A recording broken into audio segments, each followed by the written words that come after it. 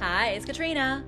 Our planet is basically hiding thousands of lost worlds right beneath our feet, and every once in a while, someone digs in the exact right spot. In this video, we're looking at some of the absolute coolest and most bizarre archaeological breakthroughs ever found.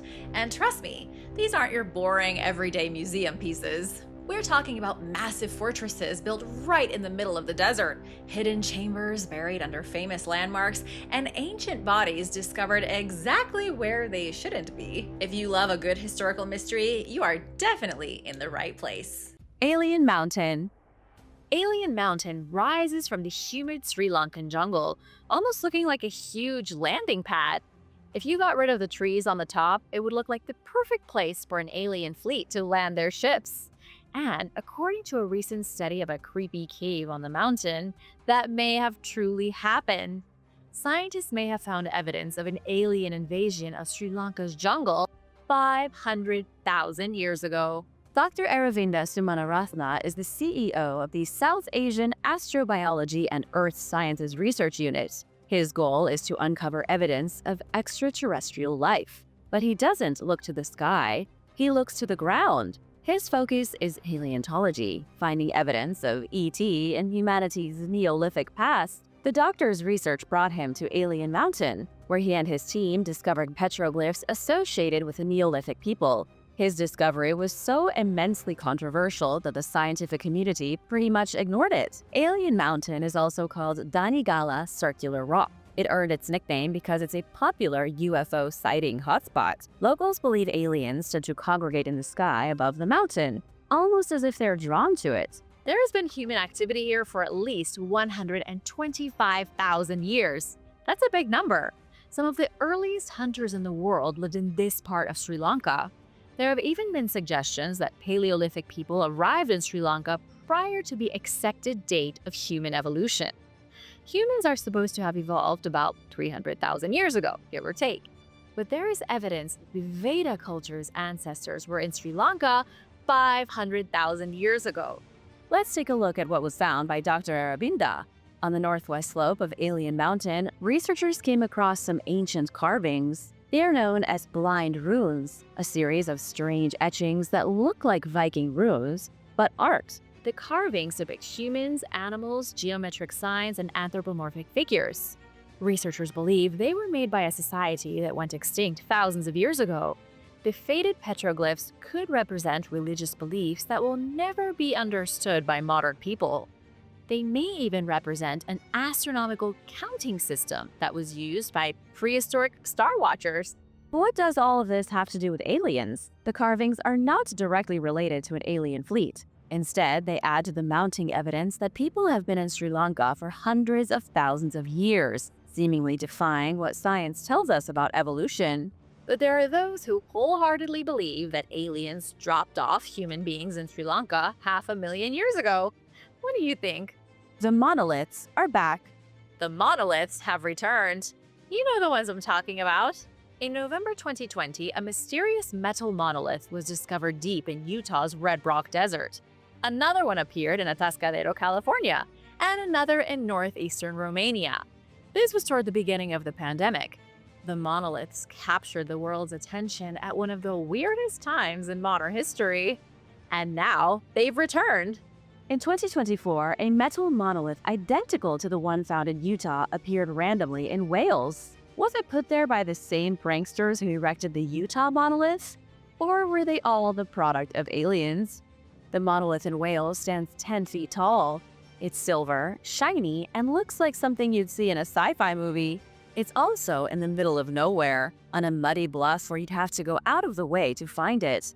It kind of looks like a shiny spear bashed into the ground like a stake. It must have been a lot of work to get this thing upright and immovable, but who's responsible? Nobody knows, but I can at least tell you who found it. Construction worker Craig Muir was out for a hike when he came across the monolith. Craig does the same hike all the time, so the monolith couldn't have been there for very long, or he would have seen it before. According to what he said, the monolith looked as if a UFO had just put it on the ground. There were no tire tracks and no footprints. There was no evidence that anyone other than Craig had been hiking across the roadless, muddy bluffs. After the discovery went public, social media freaked out. The isolated area was soon swarmed with curious tourists. It didn't take long before people had tried to destroy the monolith. They put dents into it, but seemed unable to tear down the solid chunk of steel. This all happened in March. It's been a little over a month now, and nobody has come forward to claim responsibility for the monolith. If you have any updates, let us know in the comments, but nobody has any idea what in the world is going on here. Do you think we could see more of these in the coming months? Keep your eye out. The mysterious vanishing of Tartessos. 2,500 years ago, a civilization disappeared into thin air. But what happened to the ancient society of Tartessos? Some believe him to be the real Atlanteans, while others aren't so sure. In the 9th century BC, a mysterious group of people formed a civilization on the Iberian Peninsula. Historians believe they were a mixed group of Greeks and Phoenicians who fled their homeland to colonize an area rich in resources. They centered themselves in the Guadalquivir Valley and began to expand. As of right now, there are more than 20 sites across Spain attributed to the Tartessos. But this wasn't always the case. About a century ago, experts didn't even know if Tartessos existed. The only references to the society are in ancient Greek and Roman texts.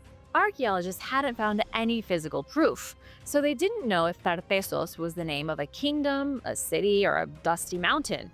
But now, thanks to archaeological finds, the experts know better. In 1978, they came across Canchorroano, one of the best preserved sites of the Tartessos. There were 3 massive pyramids here, each one oriented towards the sunrise. The walls were constructed around the end of the 6th century BC.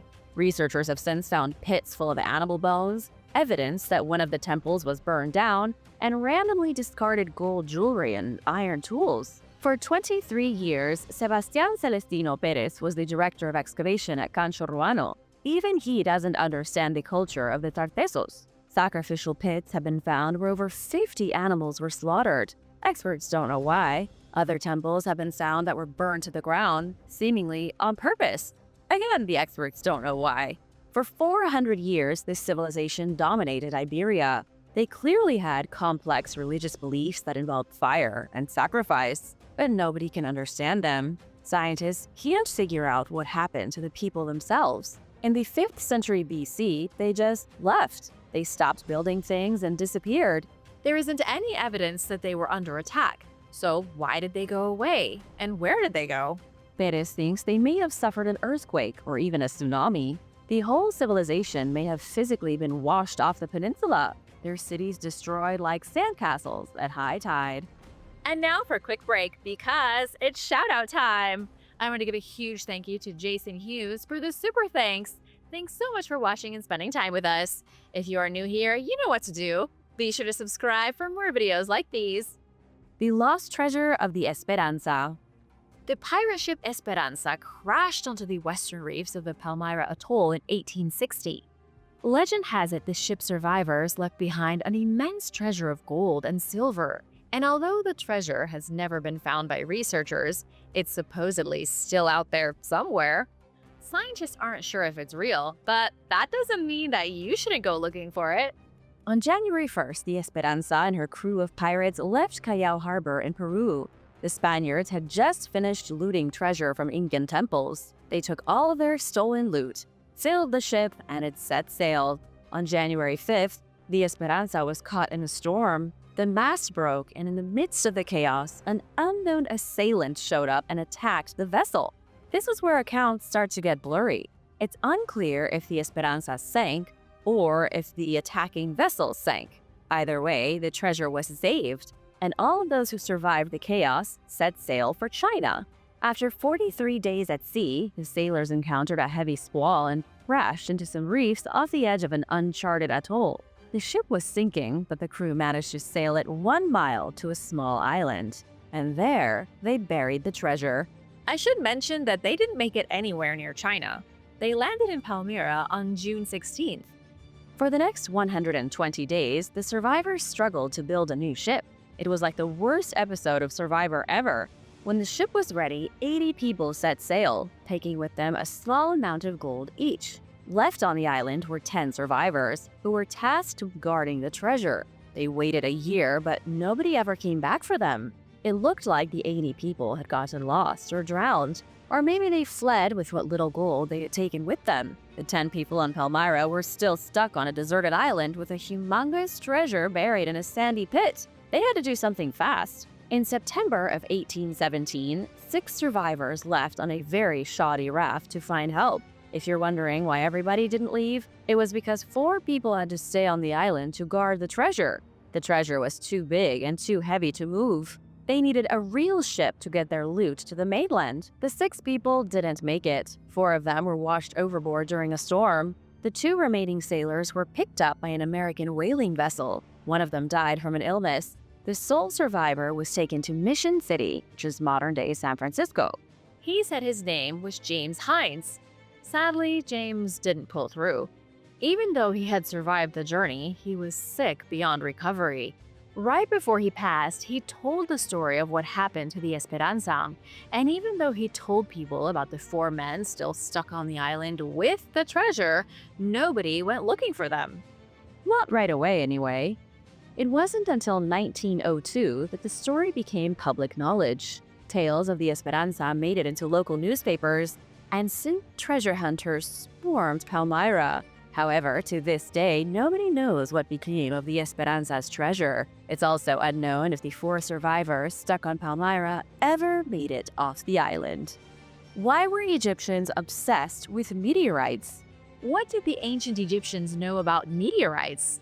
Inscribed in hieroglyphs within a 4,400-year-old pyramid is the following sentence: King Unas seizes the sky and splits its iron. The line of text appears to be evidence that ancient Egyptians understood the significance of meteorites. Kings had space rocks split open and made into powerful items. The passage I just read to you comes from the pyramid text. The texts are composed of ancient spells, incantations, and lessons. The text was written on the walls of pyramids and tombs across Egypt, such as King Unas's pyramid in Saqqara. Did you know that it wasn't until the 18th century that intellectual Europeans started talking about meteorites falling from the sky? Yet the Egyptians, Babylonians, and Greeks understood the nature of meteorites thousands of years earlier. The Egyptians had a particular fondness for meteorites and the iron within them. It makes you wonder just how much the Egyptians knew about the cosmos. To understand, let's go back to the Iron Age for a minute. Most scholars agree the Iron Age started 3,300 years ago with the Hittite Empire of Anatolia. The Hittites learned to extract metallic iron from ore minerals. They mastered heat, figuring out how to smelt with forges that burned above 2,300 degrees Fahrenheit. Egyptians didn't master this art until about 2,600 years ago. What's strange is that even without knowing how to properly process iron, the Egyptians had iron objects. Some of the oldest iron objects have been found in burials at Giza, dating to 5,300 years ago. In the tomb of Queen Ashiet, archaeologists discovered an iron amulet from 4,000 years ago. And in the tomb of King Tut, a 3,300-year-old dagger was uncovered made from iron. Where did all this iron come from if the Egyptians couldn't smelt it? The iron came from meteorites.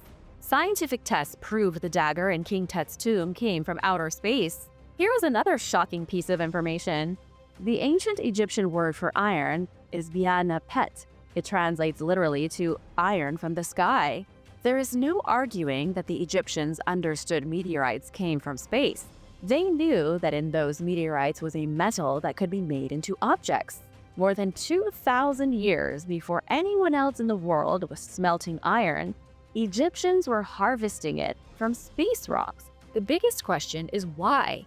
Why did the Egyptians understand how to use and shape celestial iron? Did they have help? Could it be that visitors from the stars gave the Egyptians the knowledge they needed to work with cosmic metal? Or were the ancient Egyptians just extremely smart? Let me know what you think in the comments. The suspicious city in the middle of the ocean. Ruins discovered in the middle of the Pacific Ocean could be the remnants of a legendary race of beings. The ruins could even belong to the lost civilization of Atlantis. The lost city of Nan Madol on the Micronesian island of Pompeii is one mystery stacked on top of another. And just FYI, that's Pompeii, not Pompeii, just to be clear.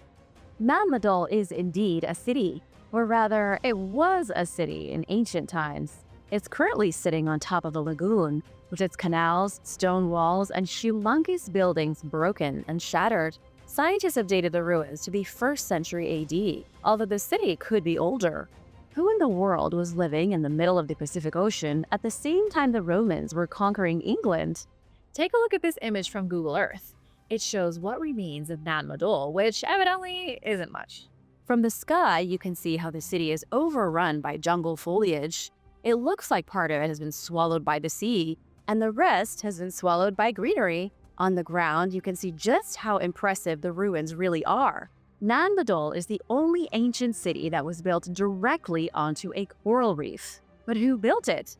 Archaeologists call them the Sadalur, even if that wasn't the name they gave themselves. They ruled the island for over 1,000 years, and, if the locals are to be believed, their spirits still haunt the ruins at night. Archaeologist Richard Engelhardt, former UNESCO advisor, called Nan Madol one of the most significant sites that hasn't made it onto the World Heritage List. It's been compared to Easter Island because in the Oceania region, Nan Madol is the only other major archaeological site. Easter Island gets about 50,000 visitors a year, while Nan Madol sees less than 1,000. If you've ever wanted to see an ancient place untouched by tourists, you'd better find yourself a good boat.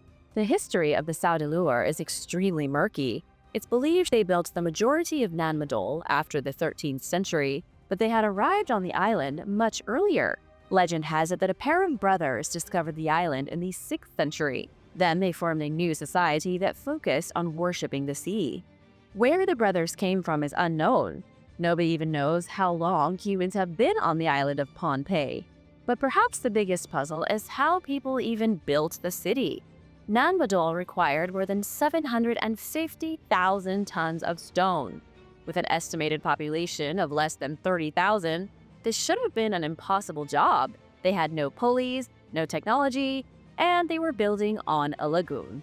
They had plenty of challenges, but they must have been very technologically advanced. The Lost Kingdom of Rheged. In the Dark Ages, there was a mighty kingdom in the Celtic lands of northern England and southern Scotland. It was called the Kingdom of Rheged and was at its most powerful in the 6th and 7th centuries. However, there isn't much that historians know about the kingdom. What they do know comes from a 14th century poetry book called the Book of Taliesin. According to this book, which was written 700 years after the kingdom fell, Rheged was closely involved with King Arthur. One of its kings was Urien, who supposedly married Arthur's sister, Morgan Le Fay. Rheged played a key role in trying to fend off the invading Angles. That's what the book says, but what about archaeological evidence? A recent excavation at Trustees Hill Fort has revealed that Rheged was real, and therefore so was King Arthur. At least, we can hope. Trustees Hill Fort is in Galloway, Scotland. During the excavation, researchers uncovered a stone rampart that once surrounded a small fortress at the top of a hill. Experts with Galloway Pix Project believe the ruins are that of the capital stronghold of the kingdom. This was where King Urien ruled. The discovery is a huge deal because for the first time, the Kingdom of Rheged has been physically confirmed. Now the stories written in ancient texts like the Historia Brittonum and Book of Taliesin can be looked at as true retellings of history. The bloodline of the kings of Rheged goes back to Cole Hen, considered the origin of the old King Cole myth. This is crazy because King Cole is considered just as mythical as King Arthur. But as the ancient tales become more likely to be historical fact, King Cole is looking more and more real. And that means that Urien could have really married Arthur's sister. Even with the discovery of the stronghold, little is known about the kingdom. Historians only know of 4 kings.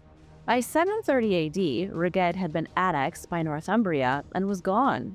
Their language was replaced by Old English. Then, in 900, Northumbria was destroyed by the Vikings. Queen Sheba and King Solomon confirmed? An ancient inscription on a jar may have just proven one of history's most mysterious connections. I'm talking about King Solomon and the Queen of Sheba. The inscription in question is carved onto the neck of a broken jar that dates back 3,000 years. The jar comes from the days of King Solomon, when the biblical figure ruled ancient Israel. For the last 10 years, archaeologists have been trying to decipher the inscription. It was only in 2023 that the case broke wide open. Archaeologists identified the inscription as being written in Sabaean, a common language spoken in Arabia during the days of the Old Testament. Sabaean was the national language of the Kingdom of Sheba. The text turned out to be simple. The jar reads Latinum 5. It's a reference to the plant, which was used to make incense in the 10th century BC. The jar fragment itself was discovered during an excavation of Jerusalem in 2012. But how exactly is any of this going to change history? Because the jar was made locally by somebody who spoke the language of the Kingdom of Sheba. The inscription is the first real proof that there was a strong relationship between Solomon's kingdom in Jerusalem and Sheba. Sheba appears in the religious texts of Christians, Muslims, and Jews. In the Bible, she is described as the Queen of the East. Modern scholars think she ruled either the Kingdom of Aksum in Ethiopia or the Kingdom of Saba in Yemen. She may have even ruled both. Aksum and Saba could have been joined under one vast empire. The Bible also says that the queen brought bales of incense to Jerusalem as a gift for King Solomon. Incense that would have been made using labdanum plants and kept in jars, just like the one found in Jerusalem. Do you see where I'm going with this? I know it's only one jar with one word inscribed on it, yet it seems to be bringing the Bible to life. The Queen of Sheba had a baby with King Solomon, Menelik I. Menelik later returned to Jerusalem and stole the Ark of the Covenant. Scientists, historians, and scholars have never been able to say whether these stories are real or make-believe. But now, with this jar forming the connection between the two kingdoms, it's possible to say that Sheba did visit Jerusalem, which means it could be true that her son Menelik really stole the Ark of the Covenant. A lost civilization in Lake Macdonald. 40 feet beneath the surface of Ontario's Lake Macdonald is a very strange structure that could be from a lost civilization, a civilization that lived in Canada before the Ice Age came to an end. This shocking discovery was made during a submarine project at the Halliburton Forest and Wildlife Reserve. Scientists came across a structure at the bottom of the lake that looked sort of like it had been put there by people. As scientists and geologists studied the rock assembly, they became more and more convinced this thing wasn't natural. When they looked around the bottom of the lake some more, they found additional structures. There are now 7 known monoliths at the bottom of Lake Macdonald. Researchers can't say who built them, only that it was definitely humans. These monoliths are huge. They sort of look like Inukshuks, aka stone formations built by the Inuit, only submerged in murky green water. Researchers believe it was around 9,000 BC the last time Lake Macdonald was dry.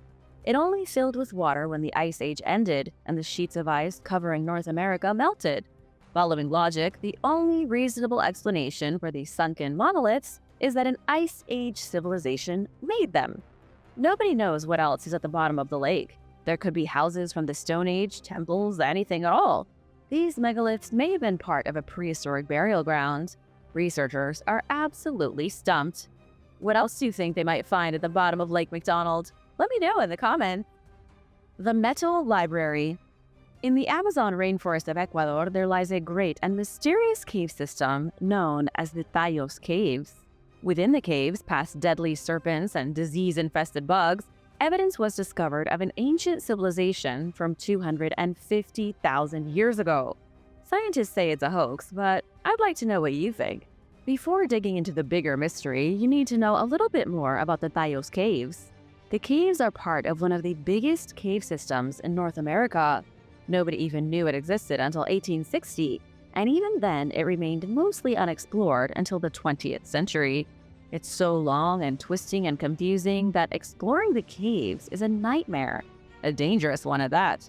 In the middle of the 1900s, brave explorers willing to wiggle through tight passages explored the Tartessos Caves. It soon became clear that the experts were dealing with a labyrinth, one made of over 100 connected caves. People also started finding signs of life within the caves, human life. There were signs of human activity from 11,000 years ago. Would you be brave enough to explore a cave system like this, crawling on your hands and knees? One of the explorers attracted to the Dios caves was Janos Juan Moric, a Hungarian who journeyed to South America in the 1960s. Janos was notorious for his interest in the Tula Society and the Ananurba. If those names sound familiar, it's probably because you've been watching all of our videos. These were both German occult groups associated with Nazi pseudoscience. Janos believed a lot of the more unusual things that the Nazis believed, like Atlantis being home of the Aryans and the world having been ruled by one superior race. One of his more outrageous beliefs involved the sunken continent of Lemuria. Janos's idea was that the Magyars, the ancient Hungarians, had traveled from Europe to South America in prehistoric days.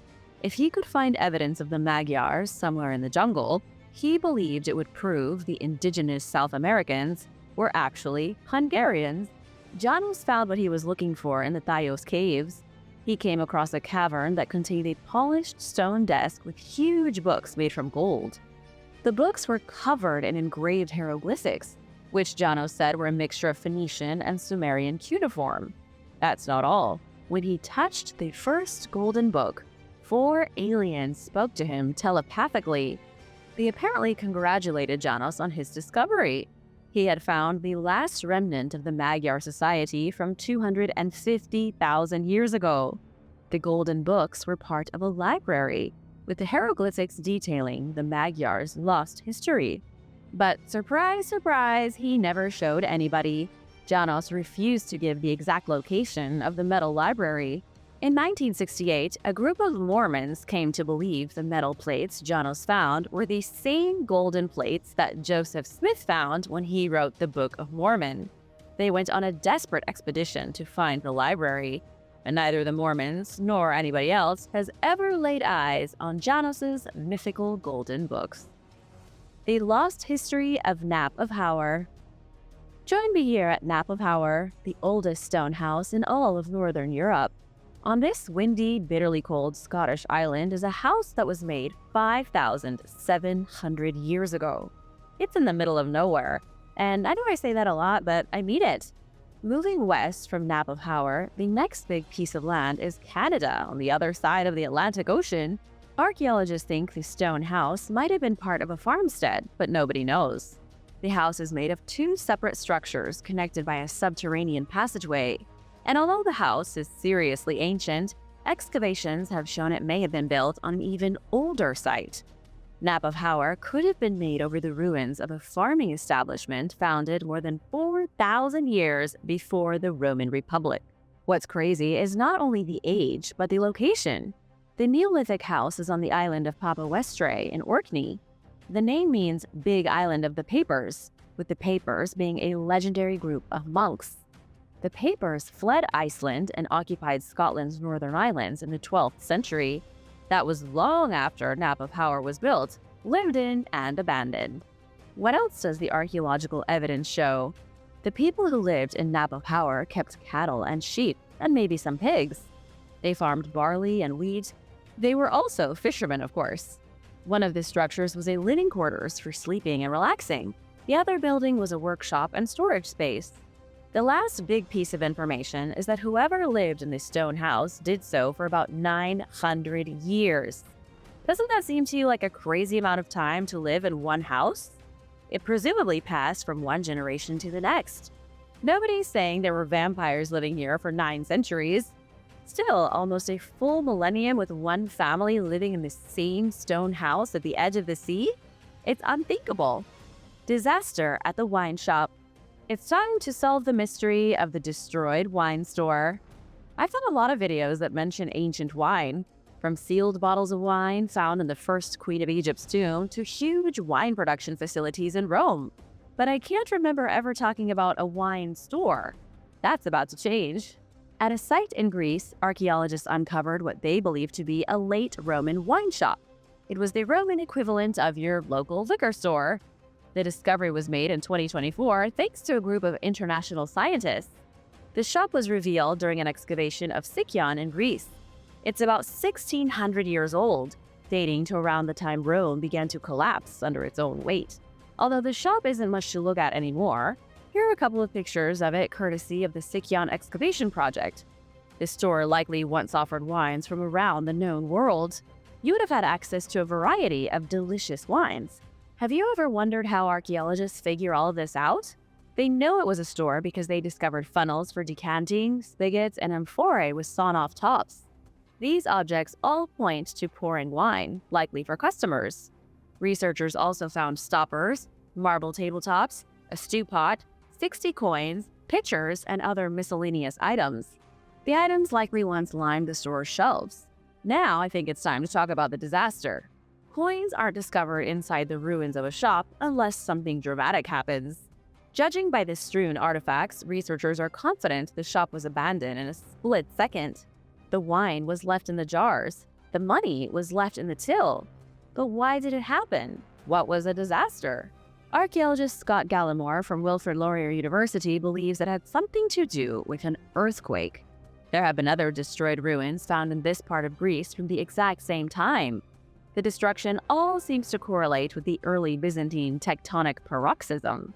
This was a period of intense seismic activity that shook cities across the Mediterranean. Whatever happened, it was devastating enough that even when the disaster was over, nobody returned to the wine shop to pick up the coins that spilled to the floor. Tomb of Human Sacrifice. Tomb Raider has come to life with the discovery of an ancient burial tomb. It's full of unbelievable treasure and something a little more sinister. Something suggesting human sacrifice. The tomb was discovered in Panama. You're always hearing about ancient tombs in Egypt and Mexico, but Panama rarely comes up. Now that's all starting to change. The tomb was uncovered in El Caño Archaeological Park, located about 100 miles from Panama City. The park is home to ruins from the Gran Cocle culture. If you've never heard of them before, don't worry, you're not alone. The ancient cultures of Central America are poorly understood. There are a lot of them, with hundreds of sites that have barely been touched by archaeologists. Experts have recently been trying to identify specific native cultures based on pottery style, but that's proven very difficult. The Gran Cocle were centered in the Panamanian province of Cocle, thriving between about 1200 BC to 1600 AD. For a unified culture, this is an incredible amount of time. They were around for longer than the Maya by a good margin, and for over 6 times as long as the Roman Empire. Just as a comparison, technically the Roman Empire was founded in 27 BC and fell in 476 AD.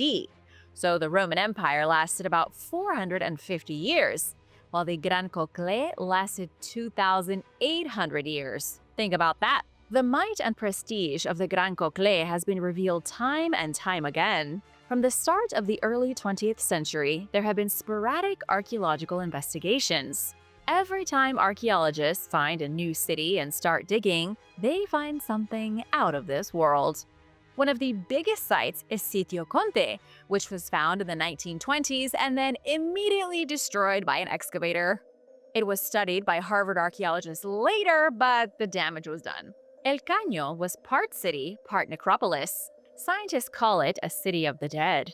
El Caño was used as a burial compound complete with cemeteries, tombs, monoliths, ceremonial zones, and housing units. It was used up until 1,000 years ago, when suddenly it was abandoned. The recently discovered tomb was built in 750 AD for an unknown king, a great ruler of the jungle. Oh, and remember when I mentioned something sinister that suggested human sacrifice? The newly discovered king wasn't alone. There were dozens of bodies buried alongside the mysterious leader. The exact number is unknown as excavations continue, but it could be as many as 32. Archaeologists believe the remains to be victims of sacrifice, meant to escort the king into the afterlife. According to the director of excavations, Dr. Julia Mayo, this king was buried in a highly unusual position. Although I guess it could depend on your idea of what's unusual. His body was placed upside down on the body of a woman. The corpses were face to face, almost as if they were carefully placed in an eternal kiss. Dr. Mayo said they were buried like this so that the king had a companion on his journey to the afterlife. Lovely. The king didn't want to be lonely in death. Apparently, the dozens of sacrificed people around him weren't enough. He also needed someone right underneath him. Who is this guy? I did promise treasure, so here it is. Archaeologists found earrings decorated with whale teeth, bracelets, crocodile earrings, a skirt made from dog teeth, bone flutes, belts fashioned from gold, and a full golden shawl that was used to wrap the king's body. I will leave you with one additional piece of information. Archaeologists have found evidence that the Gran Cocle traded with the Maya. There may have been a sort of Mesoamerican Silk Road from Panama to Mexico, and it probably went even further. The toilet spoon. The toilet spoon doesn't sound like something you'd want to find next to the soup spoon or the salad fork at a fancy dinner. What even is that? It sounds made up, but a toilet spoon is a very real artifact that was recently discovered in Wales.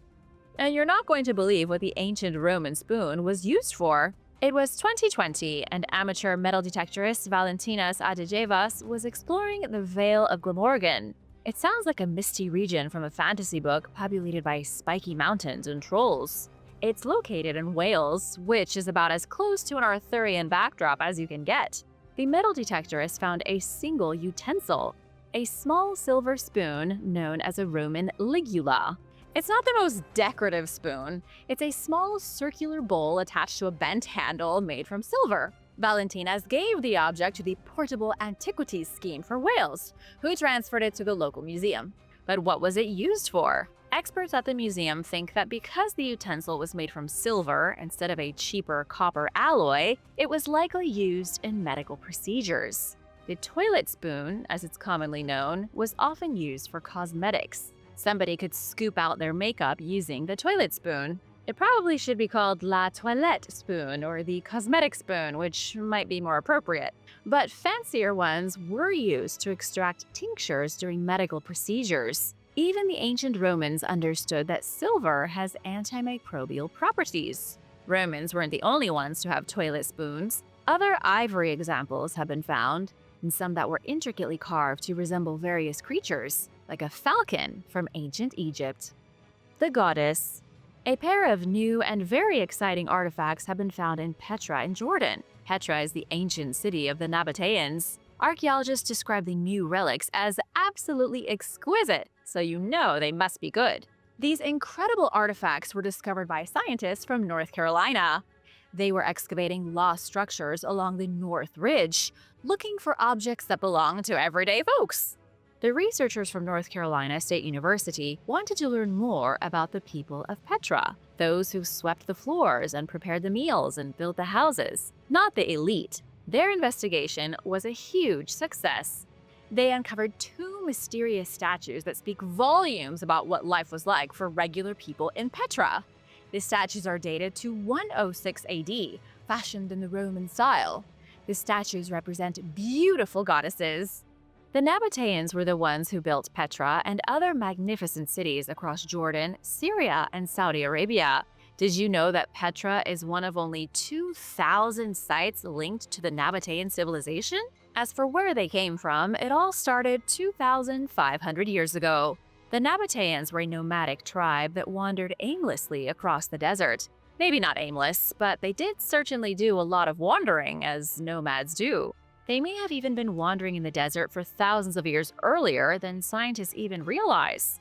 Then something changed. The Nabateans stopped their vagabond ways and settled down. They built some of the first great settlements in the region. These settlements really took off in the 1st century BC, becoming hubs of trade and commerce. The Nabateans were making headway in the worlds of astronomy, agriculture, politics, and art. They were on their way to becoming one of the most sophisticated cultures of the ancient world. Then came the Romans. Dun dun dun! The big bad Romans came marching across the desert and seized the city of Petra. They took over all of Nabatea, hijacked their trading routes, and destroyed Nabatean culture. Their traditions and history were lost. As you can imagine, finding anything from the Nabateans is a huge deal for archaeologists. When researchers found the two statues of the goddess buried next to an ancient staircase, they were thrilled. It's what the goddess statues represent that is so exciting. The statues were built after the Romans took over Petra. They were also found inside what experts believe was a local person's home. The statues show that even after they were conquered, The Nabateans adjusted to their new society under Roman leadership. They essentially adopted Roman gods and goddesses to survive. Remains of the Beheaded. A ghoulish discovery was made in a Parisian chapel. The discovery involves around 500 beheaded nobles, the ancient equivalent of beheaded billionaires. For the last century or so, historians believe the remains of 500 people who met their fate at the bottom of the guillotine were buried in the Paris catacombs. These 500 people were executed during the French Revolution. Among them was Maximilien Robespierre, who kicked off the Reign of Terror himself. New research has shown that these corpses may have been buried somewhere outside the catacombs. In 2018, the administrator of Chapelle Expiatoire noticed something a little strange about the walls in the lower chapel. The columns looked a little uneven, as if there were spaces between them where there shouldn't have been spaces. The administrator was so concerned about the columns that he reached out to archaeologist Philippe Charlier, who arrived on site with a tiny camera. It was a spy camera, or the kind you could stick up your nose to look at your brain or slip under someone's door to peep on them. Not that you would ever do such a thing. Philippe inserted the tiny camera through the stones in the wall and found something incredible. There are a few things that I want to explain before I continue, so just bear with me. Between 1793 and 1794, an obscene number of aristocrats were publicly beheaded in the Place de la Révolution, now called the Place de la Concorde. It was, and still is, a large public square. During the French Revolution, angry Parisians gathered here to watch the rich nobility have their heads lopped off. The massacre was part of the time called the Reign of Terror. Chapelle Expiatoire is a chapel from the early 19th century. How's my French? It was designed years after the Reign of Terror ended. Nobody had realized that inside its walls were hollow spots containing large chests. When Philippe stuck his spy camera through the walls, he found 4 massive boxes full of bones.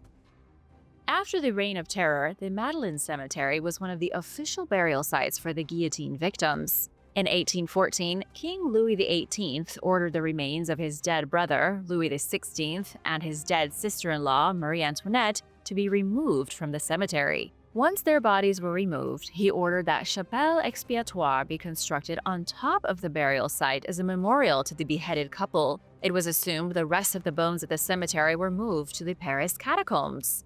But many of them were apparently put into chests and then built into the walls themselves. How creepy is that? And now for number 10. But first, it's shout-out time! I want to give a big thank you to Rebs and Blue and Hugh Bean for supporting this channel. I hope you have a wonderful day, and be sure to subscribe if you haven't already for more videos about mysterious recent discoveries. Mi'kmaq Petroglyphs. On the eastern coast of Canada, at the edge of Nova Scotia, is the only national park in the country that is fully protected as a National Historic Site. The trees and water and animals are all protected, and so are these incredible petroglyphs.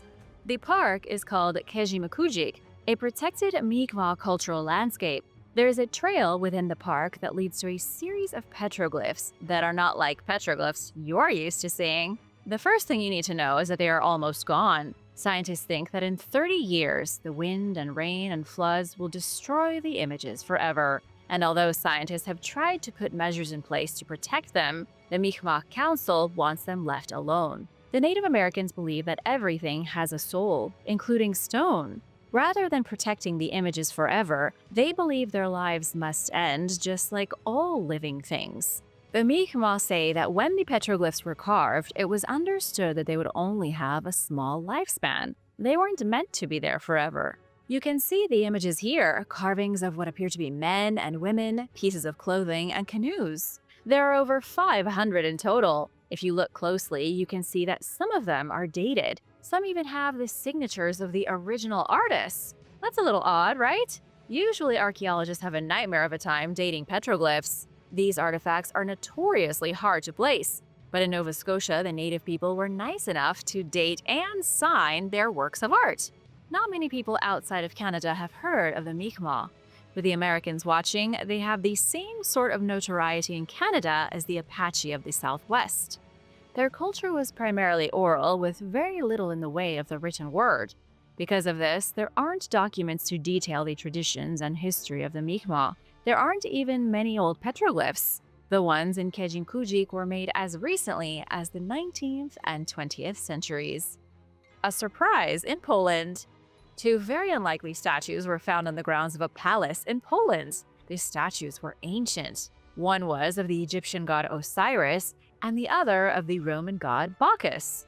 The unlikely figures are so out of place that there were doubts raised as to their authenticity, but they are real, confirmed authentic artifacts by the National Museum in Lublin, near where they were found. Scientists at the University of Warsaw said the figures are original objects from ancient Egypt and ancient Rome. But how did the figures get to Poland, and why were they lost on the grounds of an epic palace complex? The tiny figurine of Osiris was made in the 1st millennium BC, while the bust of Bacchus was made in the 1st century AD. The explanation is that the artifacts were part of a wealthy family's collection, up until it was stolen by the Nazis.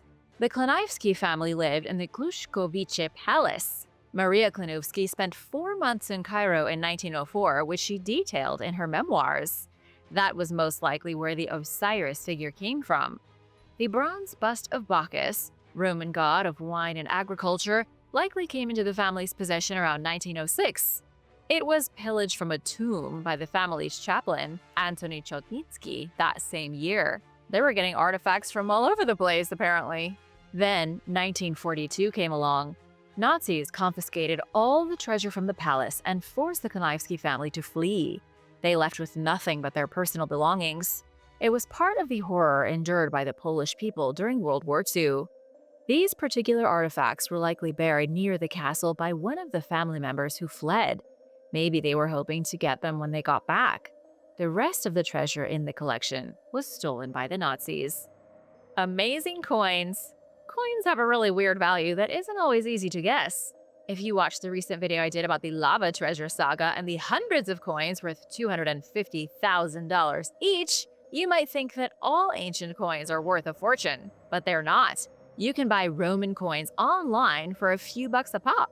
But what about a hoard of 122 Anglo-Saxon pennies that were discovered buried in Essex? How much do you think 100 pennies that were buried in 1066 AD could be worth? I know exactly how much these coins are worth because they were recently sold at an auction in London. The coins were expected to earn roughly $400,000. Instead, they ended up raking in way more. The treasure was sold for a little over $500,000. Even coin expert Nigel Mills from the auction house said the price exceeded all expectations. What made these coins so valuable? To understand, I should tell you how they were discovered in the first place. It happened in 2019. A pair of metal detectors found 144 coins buried in a random piece of land. They were brought to Cambridge's Fitzwilliam Museum to be investigated. Experts dated the coins to 1066, as I said already. But what I forgot to say is that 1066 was the year that the English army battled against the invading Normans for supremacy of the realm. It's believed the coins were buried underground by someone who had to go off to war. The soldier was most likely hoping to go back home and dig them up, but fell on the battlefield. In case you're curious, the Normans won.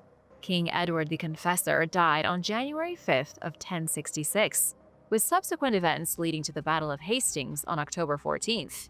The Norman army, led by Duke William of Normandy, smashed King Harold's English army, changing the course of England's history forever.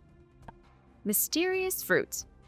Everybody knows that when Jesus was born, he was visited by the 3 wise men. And what did they bring him? That's right, frankincense and myrrh. I think some gold too, but definitely frankincense and myrrh. So, can you tell me what those 2 things are? Frankincense and myrrh are both saps taken from trees, not much different from maple syrup. Only they were burned as incense in ancient times, added to perfumes, and mixed in the medicines. They were most popular as incense because of the intense fragrance they give off. When Jesus was born 2,000 years ago, the resins, again basically tree sap, would have been very valuable gifts. They must have been if the wise men gave them to Jesus. Something bizarre was discovered on the outskirts of a small Indian village in the 1970s. Paleontologists uncovered some very small fossils embedded in gray rock. They were clearly plant fossils, maybe from an extinct species of fruit. But scientists in India couldn't figure out what the fossils were, so they ended up in storage, where they stayed until now.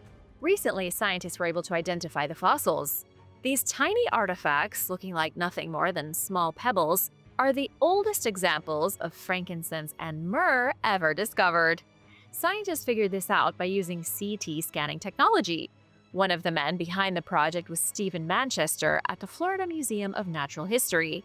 The CT images revealed that what were previously believed to be fruit seeds were in fact pyrenees. What in the world is a pyrenees? It's a type of dispersal pod that gives seeds a hard layer of protection like an armored shell. Think of the shells around cherry seeds or peach seeds. Or an even better example is a pistachio shell, the most stubborn shell known to humanity. Unlike normal seeds, only a few plant groups produce pyrenees, and even fewer produce pyrenees that look like the ones found in India, with their 5 seeds arranged in a pentagram of all things. By process of elimination, Stephen and his team traced the small fossils to an extinct species in the frankincense family called Berseraceae. These tiny artifacts tell a big story. They are also significantly older than you might be thinking. The seed pods are at least 50 million years old, dating to a time when India was an island off the southeast coast of Africa. The Jade Mask. Take a look deep into the eyes of this creepy jade mask and tell me your spine doesn't tingle at least a little bit. Archaeologists found this amazing mask while recently excavating an ancient Mayan city in Guatemala. It was hidden in a pyramid tomb. The mask is phenomenal, made of interlocking pieces of jade that fit together like a 3-dimensional puzzle. Some of the pieces are carved with hieroglyphics. Some are incredibly thick. All of them are hugely valuable. According to the University of Alabama, whose scientists were behind the discovery, the mask was most likely part of a royal burial at the site of Xochitlam. When they were first found, scientists didn't know what the pieces were. All they had was a pile of jade fragments. It wasn't until they got back to their laboratory to do field analysis that they realized the pieces clicked together. How cool it must have been to be in the lab when the final piece of the mask was put into place. You half expect an ancient Mayan spirit to rise from the mask and curse everyone in the room. But who did the mask belong to? And where is Xochitlam anyway? It isn't a city that most people have heard of before. Xochitlam is in the Maya lowlands, deep in the jungles of Guatemala, where it's believed the Maya civilization first came into being. The Maya are most often associated with Mexico, and that is where many of their greatest cities were. But their heartland was Guatemala, and specifically the lowlands. The Maya flourished here in a big way between 200 and 900 AD. The city itself is very impressive. It has everything you would expect in an ancient Mayan metropolis. Huge pyramids, great structures, and mysterious burials. The mask was found in a tomb underneath a nameless pyramid. The tomb likely belonged to a king, though his name is unknown. Experts believe the mask was meant to be a representation of a storm god, most likely Chak, Mayan god of rain, lightning, and thunder. But why the king was buried with the face of a god is, like everything else at Xochitlam, unknown. Metal armor. You always see knights in shining armor on TV, parading through medieval castles and jousting in tournaments, but you never see them in America, and definitely not in Maryland in the 1600s. But that's all changing. Archaeologists found proof of a knight in shining armor from colonial America. Researchers at the historical fortress of St. Mary's City dug up a suit of metal armor from the early 17th century. Not a full suit of armor with gauntlets, helmets, and all the other pieces. They only dug up a tasset, which was the metal piece that protected the knight's thighs. Still, it would have been part of a full set. St. Mary's City is a historic fort that nobody even knew existed until 2021. That was when archaeologists discovered the outline of the colonial fort. Over the last couple of years, scientists have been continuously excavating the site. Researchers are thinking it could be one of the most important places in American history. St. Mary's City appears to have been built in 1634. The people who founded the fort were some of the first European settlers to arrive in Maryland.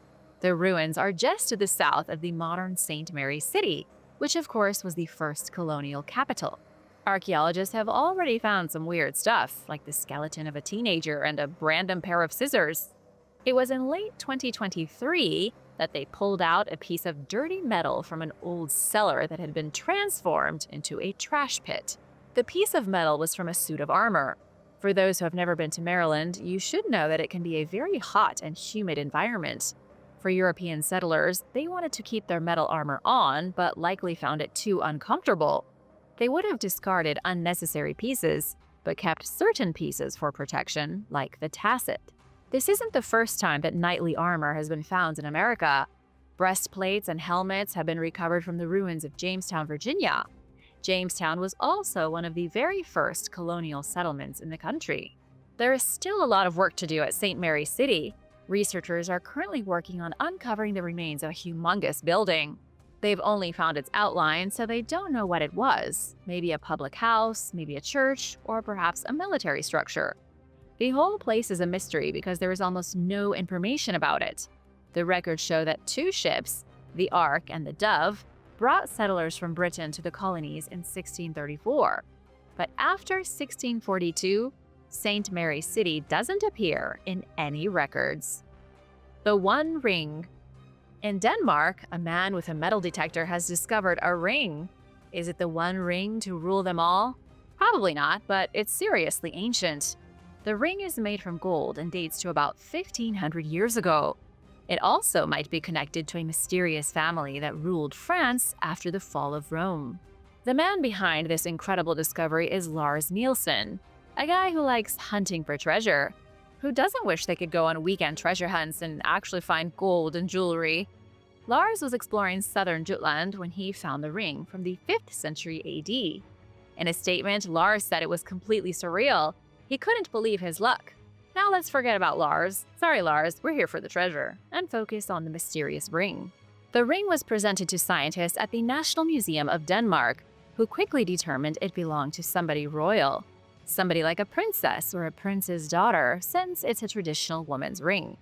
Because the ring is made from gold, it was most likely a diplomatic gift. Based on the exquisite craftsmanship, the distinct spiral pattern and trefoil knobs, it's believed it was made in the Frankish kingdom. There are a few clues here that add up to one big conclusion. Made by the Franks, given as a diplomatic gift, worn by a woman. It's likely the ring was given as a present to a woman from Denmark who married somebody royal from the Merovingian dynasty. This woman's marriage may have connected the Norsemen and the Merovingians, who had taken over France after the Roman Empire disintegrated. It's all just speculation for now. Curator of the museum, Kirstine Pommergaard, believes there was a royal family that controlled a large area of southwest Jutland. They must have joined forces with the Merovingians through marriage to secure a trading network. However, there isn't a single record of this family anywhere. The ring also has a red stone in its center, which was often a symbol of power for the Norse people. The Ancient Factory. In Pakistan, archaeologists have discovered an ancient factory. Now, what do you think this factory produced? Ancient weapons of war? Wheels for chariots? I almost guarantee you're not going to guess this one correctly. That's how random the discovery is. Archaeologists from Pakistan and Italy were involved in the research. They were excavating the ancient city of Banbor when they came across fragments of elephant ivory. Banbor, about 40 miles from Karachi, was once a hugely important city. It was the gateway to India through which the Arab invaders passed over 1,000 years ago on their way to conquer South Asia. You wouldn't know it today because the whole city is ruined, but Banbor was once on the forefront of industry. It emerged in the 1st century BC and transformed into an industrial powerhouse. It's nothing but dirt and ash and dust and stone now, with walls hardly taller than your knee. But it used to have grand factories. One of the factories was used for processing ivory. The director of the site said researchers found 6,675 ivories, the biggest number ever recorded at an ancient site. Nowhere else on the planet have so many pieces of ivory been found. It's as if every piece of ivory from the ancient world was transported to Bangor, where it was processed in this factory. What exactly did the factory do with the ivory? That's a question that I don't have an answer to. Perhaps it was all turned into jewelry. All archaeologists know for sure is that an industrial building existed here to process tens of thousands of ivory pieces at least 1,400 years ago. Even without the ivory artifacts, Bangor has an incredible history. I said earlier that it was used as a gateway to conquer South Asia, and that's true. In 711 AD, Muhammad bin Qasim arrived with an army and defeated the local Brahmin ruler Raja Dahar.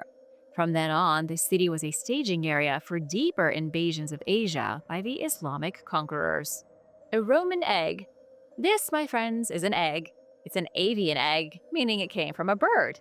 It's also Roman, so the egg was hatched from a Roman bird of some sort. Maybe a chicken, maybe a dodo. Probably not a dodo, but then again, who knows? The egg is 2,000 years old and nothing short of spectacular. It's practically a mummy egg. Precisely what farm do you have to go to in order to purchase a mummy egg? You have to go to England, 50 miles northwest of London, to an archaeological dig organized by Oxford Archaeology. Researchers were digging through a pit that was used to supply water to a brewery up until 270 AD, when they made the clucking good discovery. Douglas G.D. Russell is the curator of birds' eggs and nests at the Natural History Museum.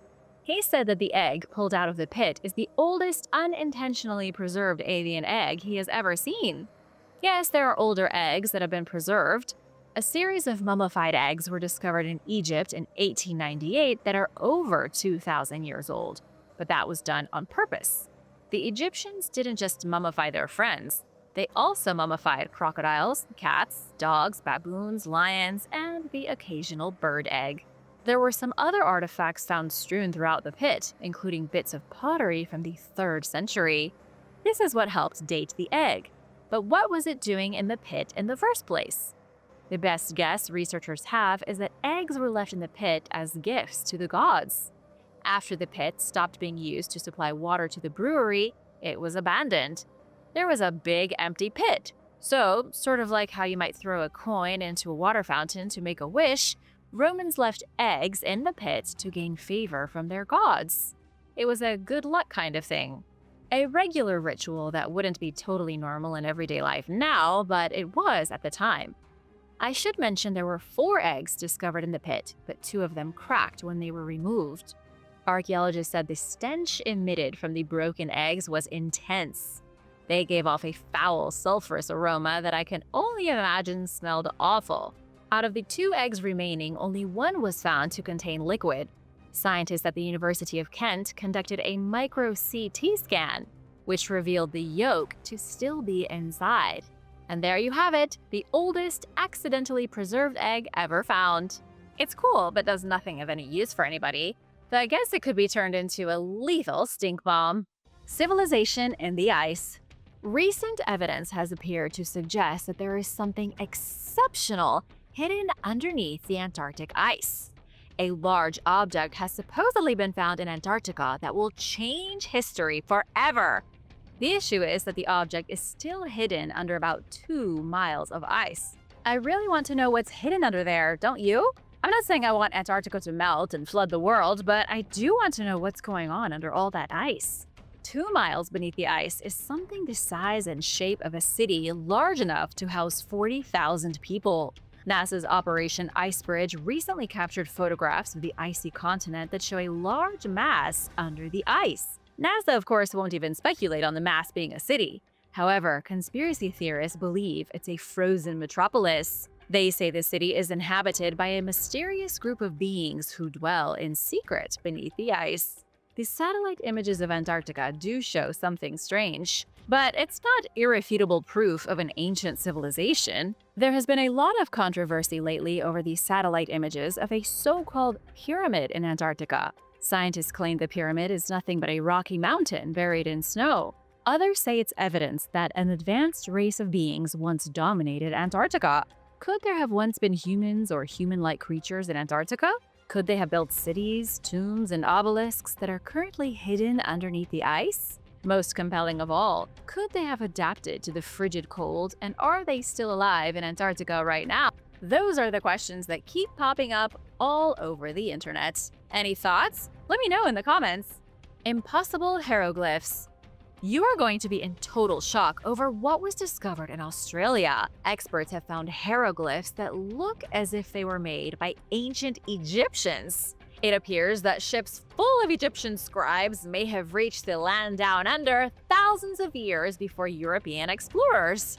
This kind of discovery could change history in a big way. It has everyone very excited. You already know that the Egyptians were master builders. They constructed the pyramids in a mere 20 years, as if it was a hobby project. They built great temples to their mysterious gods, and they even tunneled deep underground like humanoid moles. Now it seems as if they were also fantastic shipbuilders. I mean, of course they were. They were sometimes even buried with ships, and there are detailed explanations in tombs of how their ships were built. They were pretty advanced. So the question remains, did the Egyptians sail out of the Mediterranean Sea, down the coast of Africa, across vast oceans of water, and land in Australia? Let's look at the hieroglyphs so you can come to your own conclusions. Check these things out! They look like Egyptian hieroglyphs, right? The strange symbols were found at the Brisbane National Park, shattering mainstream theories on history. However, the discovery isn't that new. In fact, it's extremely old. The hieroglyphs were first seen in the early 1900s. There are about 250 of them across the area. Even before Europeans found them, locals living in the region had been telling stories about the hieroglyphs for years. They have been around since anyone can remember. Media coverage and scientific investigation have both been seriously lacking. The hieroglyphs in Australia have been utterly ignored. Part of the reason is that the Gosford glyphs, as they are known, are not 100% confirmed as authentic. Some scientists say yes, they are definitely real. Others think the hieroglyphs are a hoax. Though if they are a hoax, they were made by a prankster centuries ago. There are a few working theories right now. The most popular theory is that the hieroglyphs were written in an archaic style used early in Egyptian history. It's a style that not many scholars can make sense of. When researchers Mohammed Ibrahim and Yusuf Hakim traveled to Australia to translate the strange glyphs, they were left with their jaws on the floor. According to the two men, who spent most of their lives researching Egyptian hieroglyphs, the ones in Australia are legitimate, authentic, real, verified, whatever you want to call it. And now for a quick break because it's shoutout time! I want to give a huge thank you to Candace Perry and the Tribal Chief for supporting this channel. We wouldn't be here without you guys. Thanks so much for your support. Be sure to subscribe if you haven't already for more videos about amazing discoveries that could rewrite history because we've got a lot. Civilization in the Amazon. This incredible monument from 3,000 years ago was not supposed to appear in the jungle. Scientists are shocked. Historians around the world are sweating over their history books, knowing that they are going to need to be rewritten. This is Monte Grande, a humongous archaeological monument that spans 2 acres in the Amazon jungle of Peru. Monte Grande is a huge mound of formed earth and stone built by a civilization around 3,000 years ago. It stands as tall as a 5-story building, rising inconspicuously above rice paddies and pastures near the city of Jaén. For much of modern history, nobody knew about Monte Grande. It was overgrown, covered in bushes and trees. The outside world didn't know the mound existed, but locals did. It began to be excavated by archaeologist Quirino Oliveira in 2010. Oliveira already knew about the mound, but had no idea how truly gigantic it would prove to be. During excavations, archaeologists realized they were dealing with a monumental structure. They found walls 9 feet tall, cracking pieces of beige plaster, huge staircases made of boulders, and lots of shards of pottery. You might be a little confused as to why Monte Grande is changing history. It's just a mound, right? What could be so important? The sheer scale of this mysterious monument proves it must have been built by a highly advanced civilization.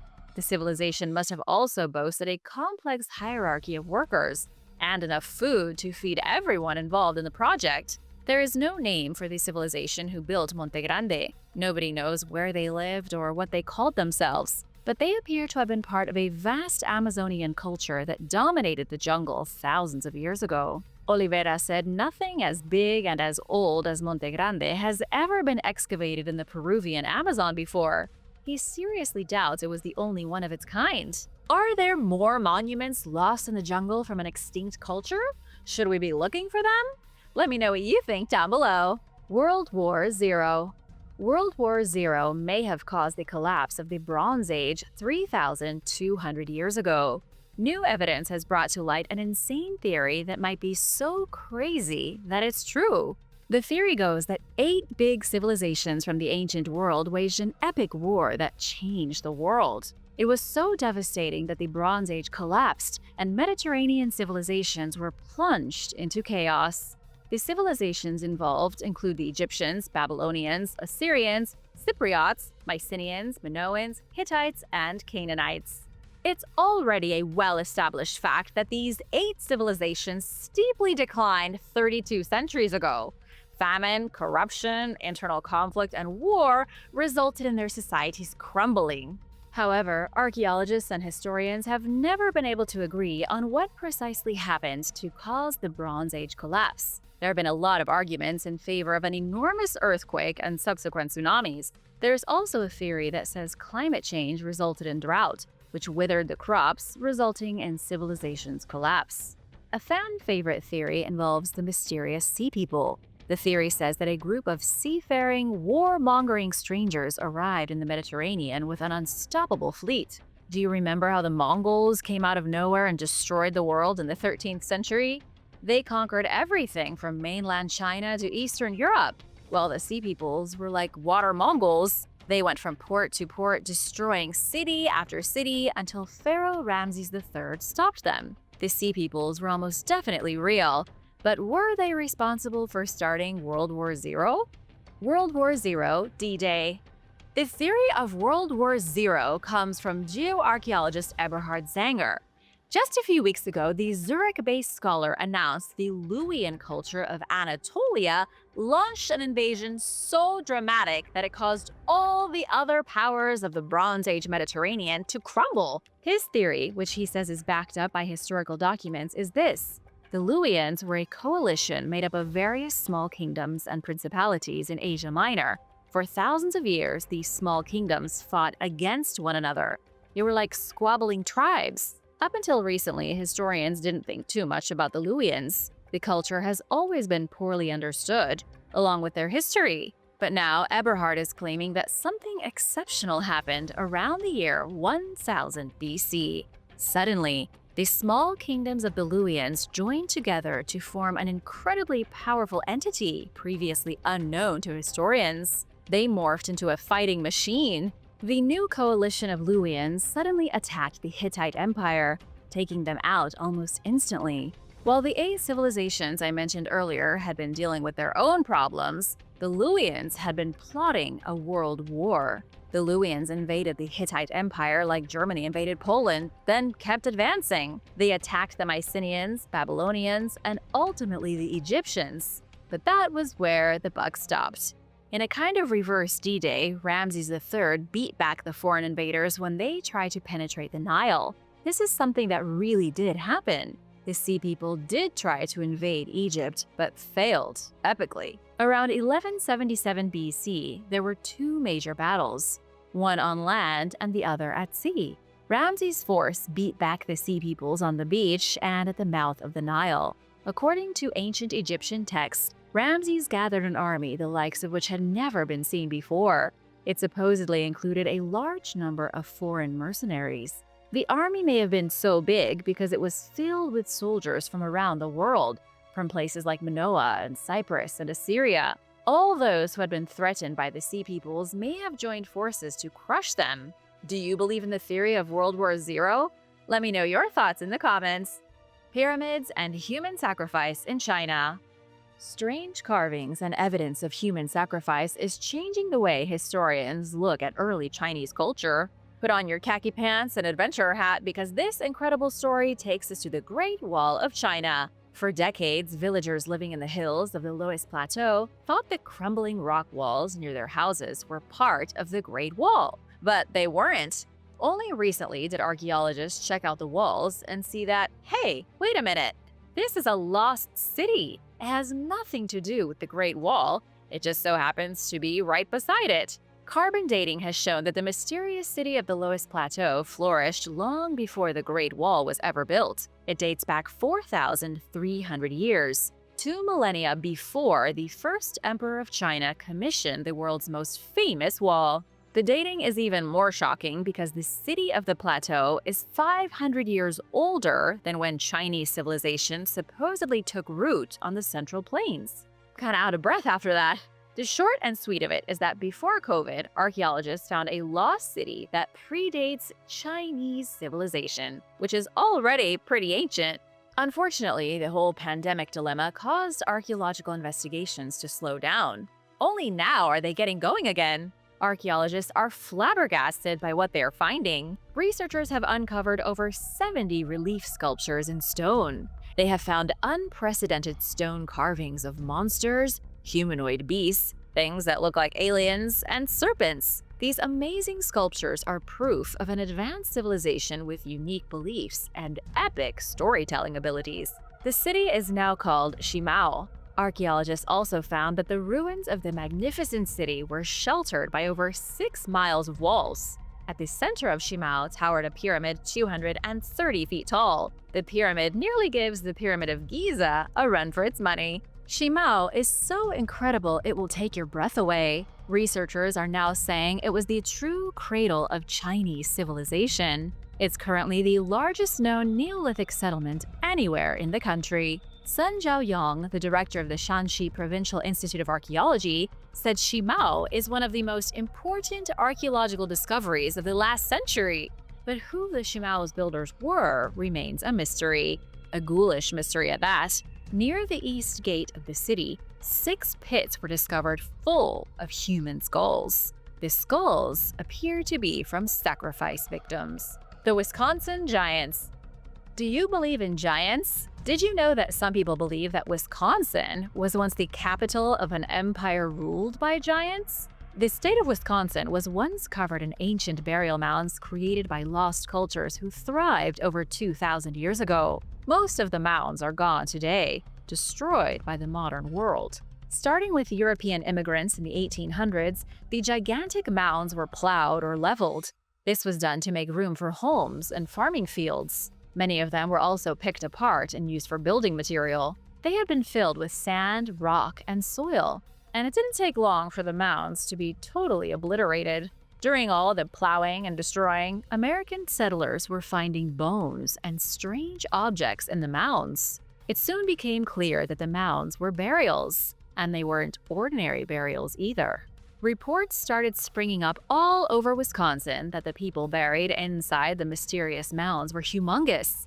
Newspapers reported the discoveries of beings of a much larger stature than any known aboriginals. Skeletons of men and women who stood over 8 feet tall were continuously being found in the mounds. This should have immediately changed history, don't you think? Especially since Wisconsin was hardly the only state where giant skeletons were found on the regular. Similar giant skeletons were found in Maine, North Dakota, Virginia, Ohio, Iowa, and as far west as Nevada. Some of them were over 9 feet tall. It seems that there was obviously a race of giants living in North America 2,000 years ago. Giant skeletons from Virginia to Nevada are evidence enough. But then why is nobody talking about the extinct race of giants today? For some, it starts with a C and ends in unspiracy. While I can't prove it, I can tell you what many people believe is the truth. For over 140 years, the Smithsonian Institute has allegedly covered up the existence of giants.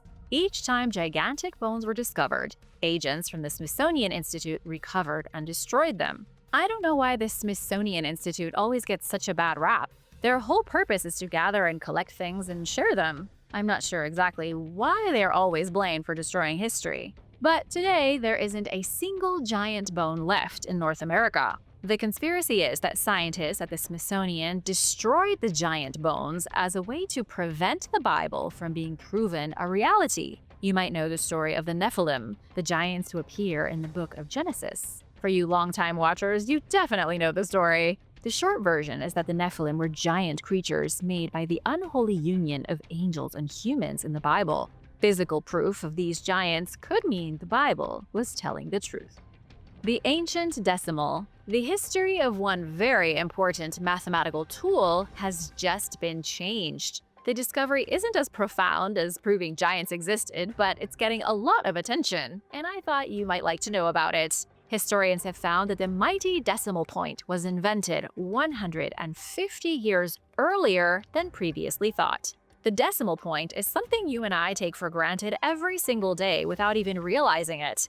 The decimal point seems like such an obvious thing that people kind of assume it's always been around. But no, decimal points are necessary to break apart whole numbers into tenths, hundredths, and thousands.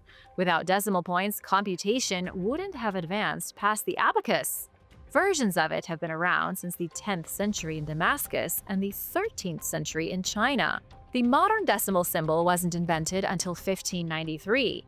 That glorious achievement goes to German mathematician Christopher Clavius.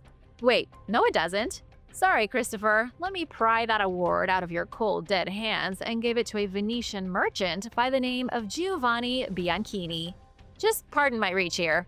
New research has shown that based on documents from between 1441 and 1450, Giovanni was using the decimal first. It wouldn't be as big of a deal if the time difference wasn't so big. 150 years is a lot. The first known decimal point appears on one of Giovanni's calculations of stellar coordinates. Although he was a merchant, he was also a professor of mathematics and astronomy at the University of Ferrara and a court astrologer. This guy was extremely talented and way ahead of his time. The Chachapoya. Over 1,000 years ago, the Chachapoya lived in the perpetual mists of Peru's beautiful cloud forests. The cloud forests are in the Andes Mountains, close to the very source of the Amazon River. The Chachapoya ruled this mist-shrouded fantasy land long before the Inca Empire ever took hold. Their civilization was ruled by shaman warlords. The Chachapoya didn't last forever. With the rise of the Inca Empire, they were defeated in battle. Their great citadel and their misty cities were abandoned, and the Chachapoya were exiled from history. It was only recently that archaeologists have started to find their lost cities. Strange mummies were discovered in a necropolis carved into the side of a cliff. Their great city of Cuelap was recently identified. Still, there is very little information about them. The only information modern scholars have about the Chachapoya comes from documents written by early European explorers. In 1553, Pedro Cieza de León wrote that the Inca received incredible resistance from the Chachapoya, more than from other groups they had conquered. It took a massive army to bring down the Chachapoya stronghold of Cuelap. After they were defeated, the Inca treated them very favorably. Instead of just subduing them and turning them into slaves, the Inca allowed them to live in their capital of Cusco. It's believed the descendants of Chachapoya cloud warriors are still living in that city today. But here's the craziest part, the part that you're here to learn about. Spanish chroniclers wrote that the Chachapoya were so white they were basically pale. They had fair, chalky skin, the same complexion as milk. They were extremely tall and looked very different from all other indigenous groups in South America. There are some wild theories about where the Chachapoya came from. You have to admit, it's really weird that there was a single group of pasty white people living in the Peruvian mountains 1,000 years ago. The way they were described, it sounds as if the Chachapoya were Viking or Germanic. It might be the case that ancient civilizations traveled far and wide, way more than we ever thought possible. It's already been confirmed that Viking warriors landed in Canada 1,000 years ago. What would have stopped the Vikings from traveling to Peru? Maybe nothing. In another instance, legendary explorer Percy Fawcett supposedly said that he encountered white-skinned tribal people with blonde hair while adventuring deep in the Amazon. Percy disappeared while searching for the lost city of Z. But before he vanished, he may have come into contact with descendants of the Chachapoya. Inhuman Handprints. In the Stone Age, handprints were left inside of a cave in the dry desert of Egypt. The twist is that the handprints were not left by human beings. They appear to be the handprints of an entirely different species. Take a look at this, and what do you see? They look like ordinary human handprints, right? There doesn't appear to be anything that unusual. But the longer you look, the more apparent it becomes that there is something not quite right. The handprints are in Wadi Sura 2, also known as the Cave of Beasts. It was discovered in 2002 by an amateur explorer looking for lost desert caverns near the border of Libya. Inside the cave are a smattering of amazing images. Some of them were painted, others were engraved. All of them were made roughly 8,000 years ago. Most of the images in the cave are fairly standard for Stone Age artwork. There are images of animals and scenes from everyday life, but there are a lot of handprints as well. Some of the handprints are really tiny. It was always assumed that they were the handprints of infants. This would be pretty heartfelt if true. You can imagine hunters in the cavern with their babies doing some finger painting, bonding as a family. But weirdly and ominously, the handprints were not made by infants. A recent study focused on the tiny handprints confirmed that they are too small and the fingers are too long. The tiny handprints do not belong to humans. So, who made them? Was it aliens? Was it a bizarre race of reptilians?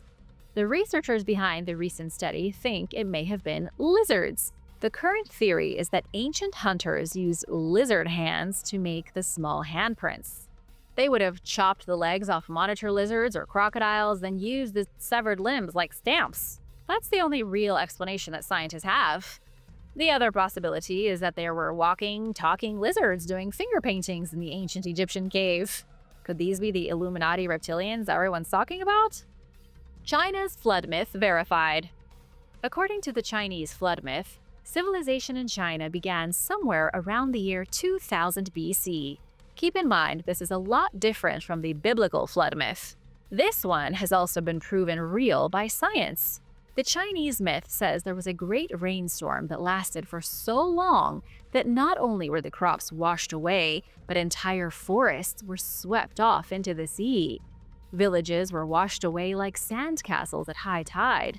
It was a disaster of epic proportions. The flood happened during the reign of Emperor Yao. Most rulers have to deal with issues when they take the throne. There is always a war or a conflict or something that a president, king, emperor, or pharaoh comes up against.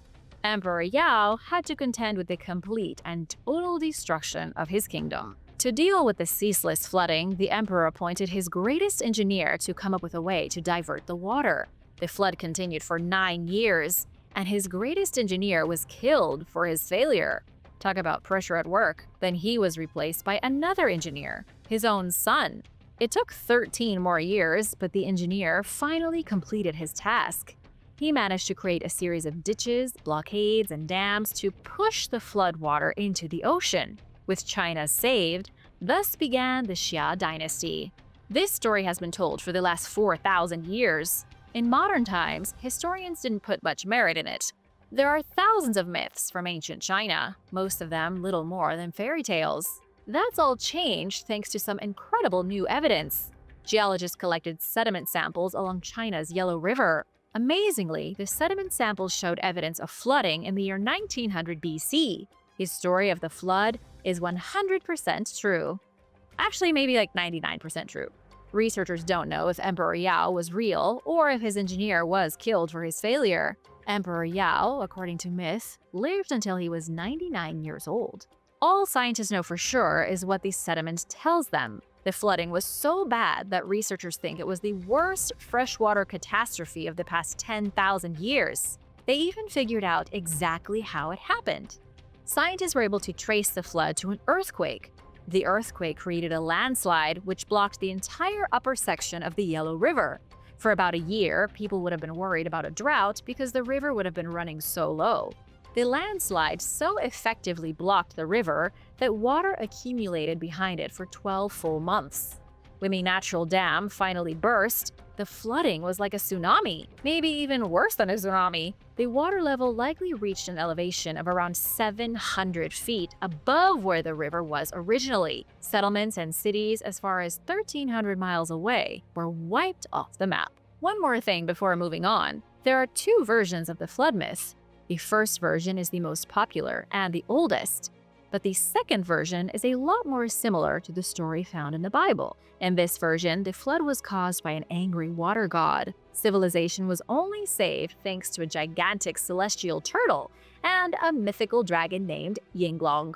The Temple of Jupiter. Welcome to Heliopolis, the Roman city of the sun.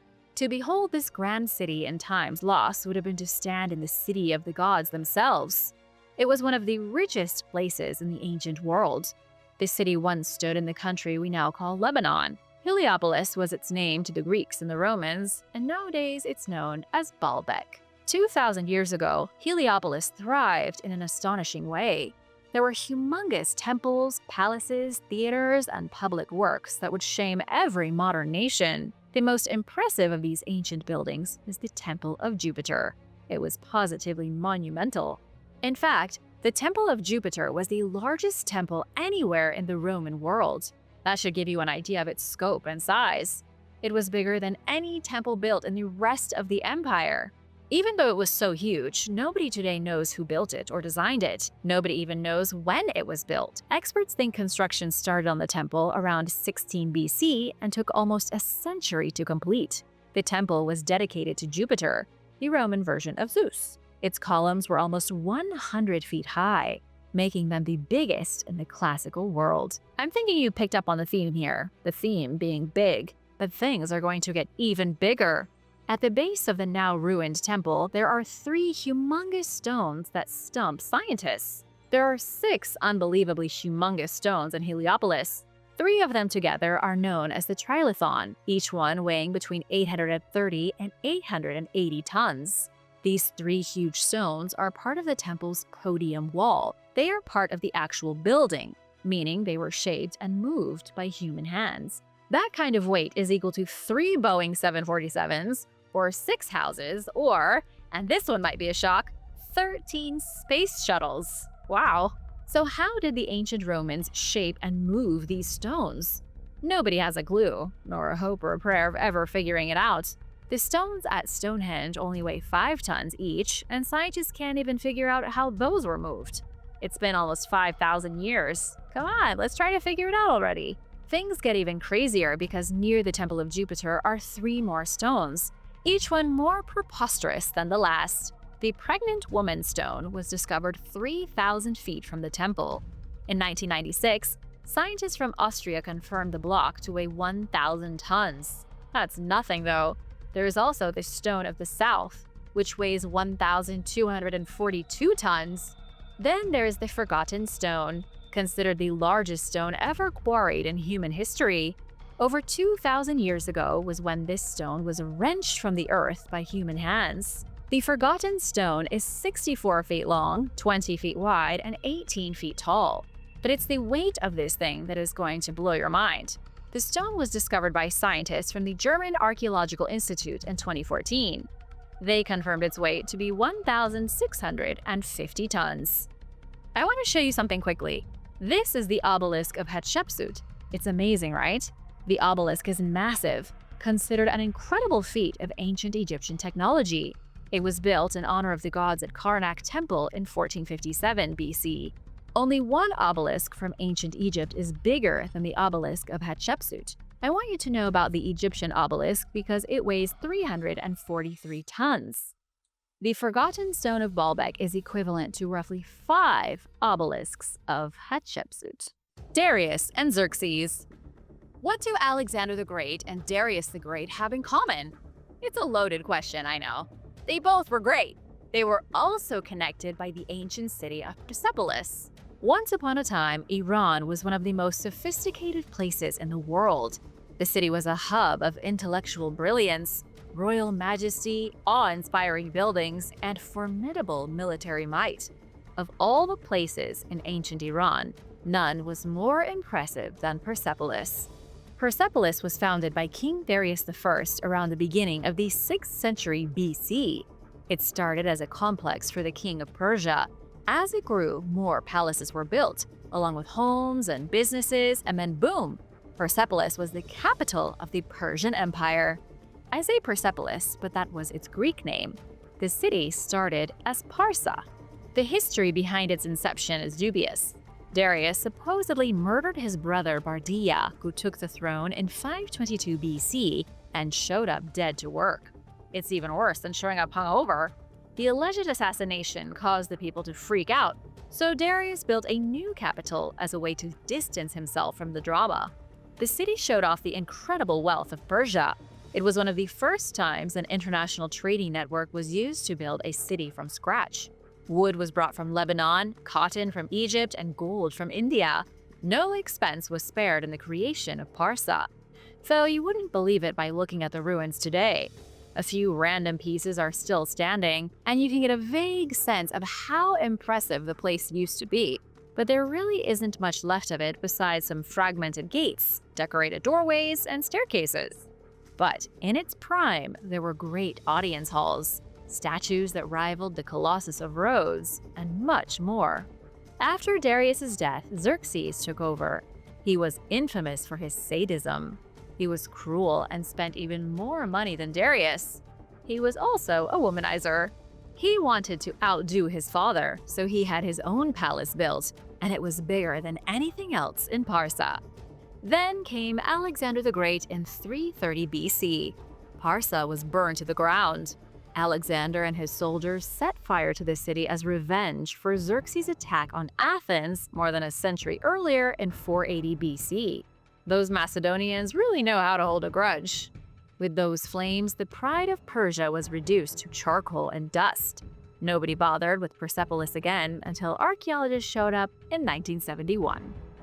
The Black Pyramid of Amenemhat.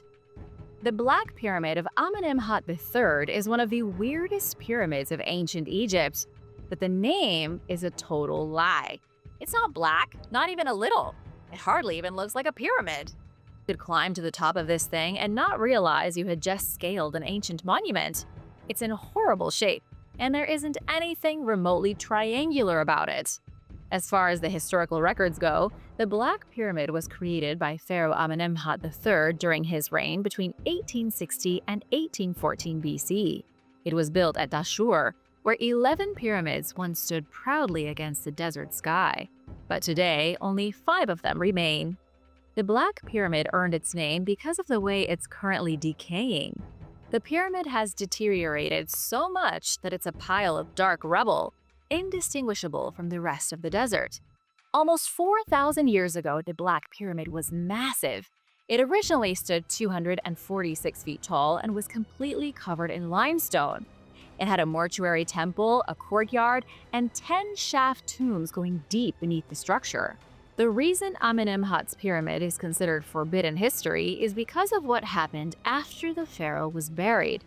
At some point after his death in 1814 BC, and before the end of the 13th dynasty, Egypt started to fall apart. In Dashur, all the incredible pyramids and temples had been made for the pharaohs. But now, the Egyptian royals didn't have enough money to pay for security to keep the valley safe. Pyramids were looted for the first time, resulting in priceless treasures being robbed. And then, Amenemhat's tomb was desecrated.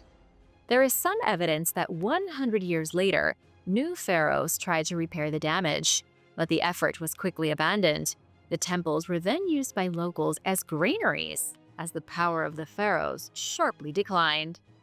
And now for a quick break, because it's shout-out time! I want to give a big thank you to Ron Stain and Byron Thunderwing for supporting this channel. Be sure to subscribe if you haven't already for more videos about amazing discoveries, or dinosaurs, or forbidden history. Slavery in Pompeii. One of the most disturbing finds ever was recently made in the ancient Roman city of Pompeii. And let me warn you, it's pretty frightening. Archaeologists found a prison bakery, half prison, half bakery, where slaves were kept locked in an underground jail. The slaves were forced to grind grain to be made into bread. Not just slaves, but also blindfolded donkeys. If you think jail is bad now, imagine being stuck in a dark room with no way to see the outside world, and your cellmate is a donkey. It would be a genuinely awful experience. Archaeologists identified the rooms where the slaves lived, and the tiny windows way up the walls secured by iron bars. Maybe a tiny sliver of sunlight entered the underground space, but not much. And the donkeys had it just as bad as the people. Archaeologists found indentations made in the floor from animals moving ceaselessly for hours. The donkeys would have been used for moving the heavy millstones. blindfolded and forced to walk so long that their hooves created ruts on the stone floor. The people of Pompeii were evidently barbaric when it came to slaves. This bakery isn't the only example of such a dismal place in the ancient city. The bakery is in what's known as the productive quarter. It was a section of town, roughly 108 acres, populated by industrial businesses, and most of them ran on slaves. Director of the Pompeii archaeological site, Gabriel Zuchtriegel, referred to the discovery as the most shocking side of ancient slavery. The bakery is direct evidence that the Romans were unapologetically brutal. So, do you think that maybe it was for the best that their empire collapsed? As many as 1 in 3 people of the population in Italy were slaves, and they didn't have Human Rights Watch back then. 300-million-year-old machine gear.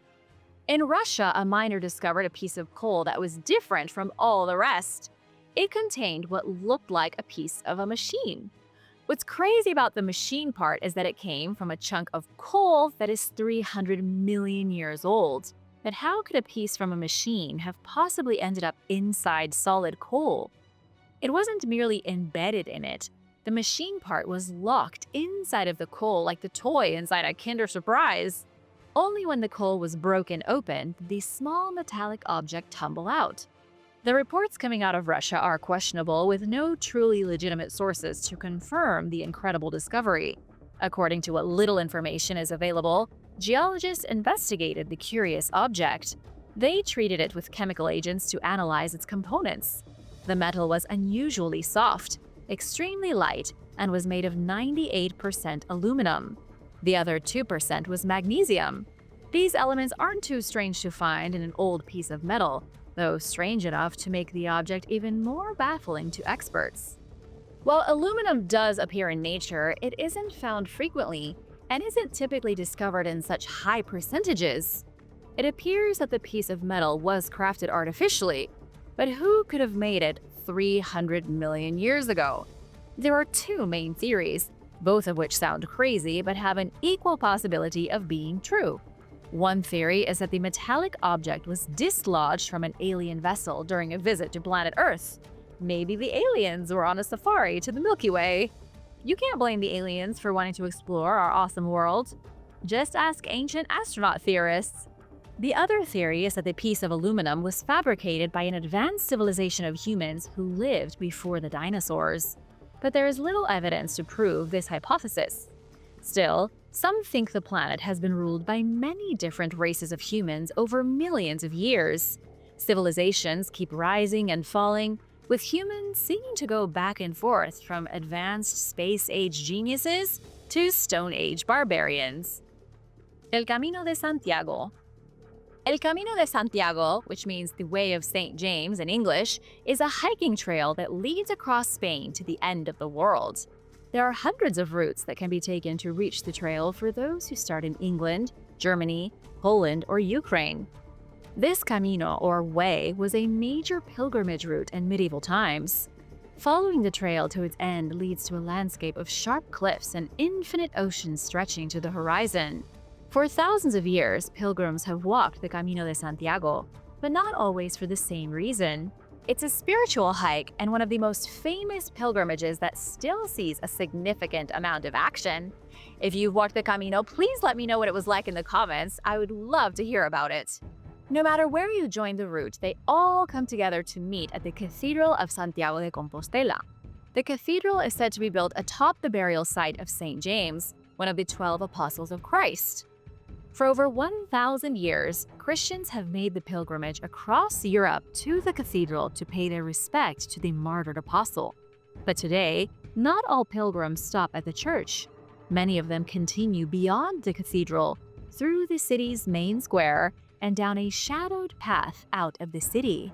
Almost 100 miles later, the lesser-known path ends at the brink of the Atlantic Ocean, at Cape Finisterre.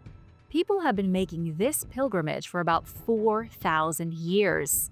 It's a bit of a religious conundrum because El Camino de Santiago was used by pagan pilgrims for thousands of years before St. James was even born.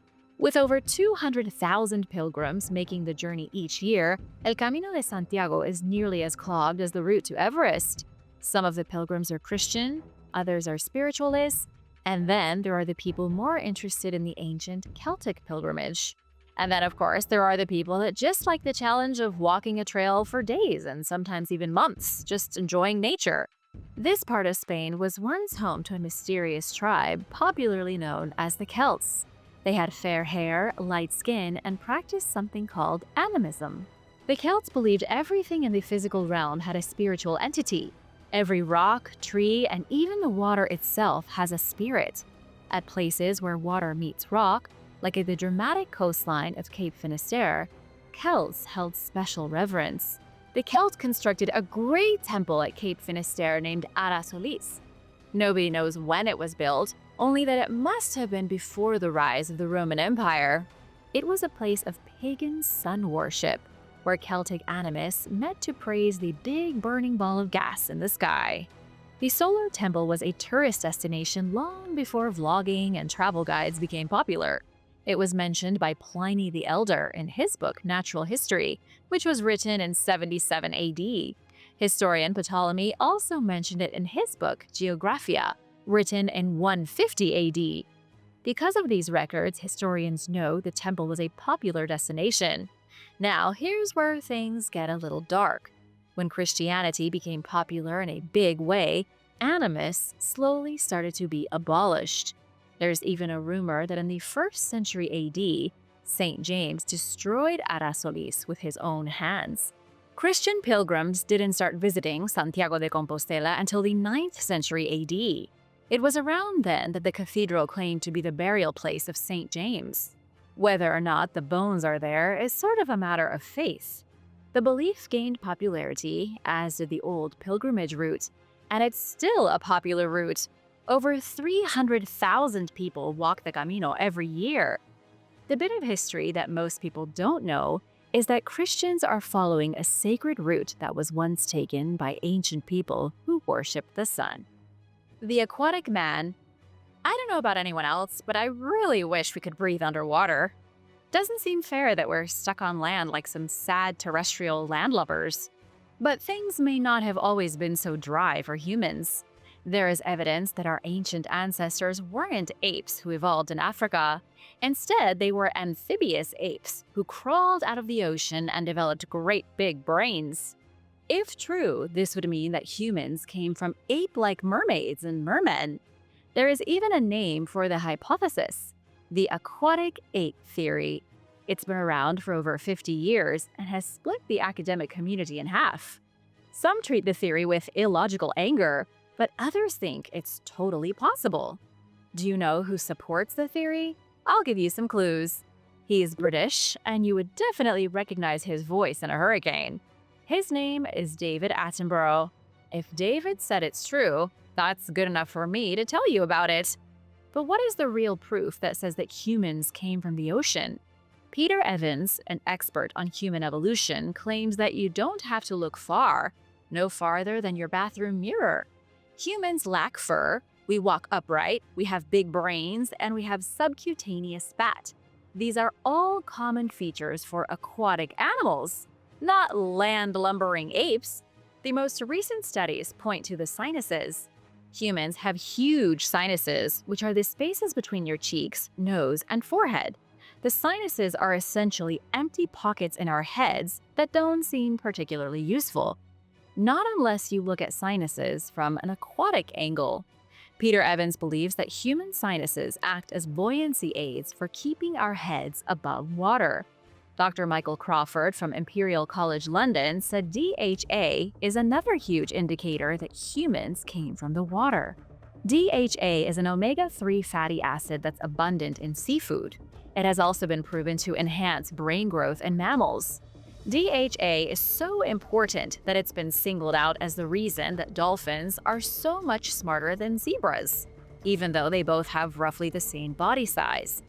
More and more scientists like Dr. Michael Crawford are starting to agree that the human brain couldn't have evolved if not for eating fish and living in the water.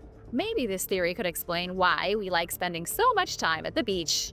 What do you think about this theory? Let me know in the comments. The Acadian Massacre. 260 years ago, one of the ugliest and darkest episodes in Canadian history unfolded. It was a massacre of horrendous proportions. Now, barely anyone remembers what happened. After all, nobody is still alive who was there. So the collective memory of the disaster is fading. Maybe that's because it's uncomfortable for the people of Fredericton to think about. Strap on your boots because you're about to get dragged through a dizzying history lesson. It starts with the French, who first settled the region of Acadia at the beginning of the 17th century.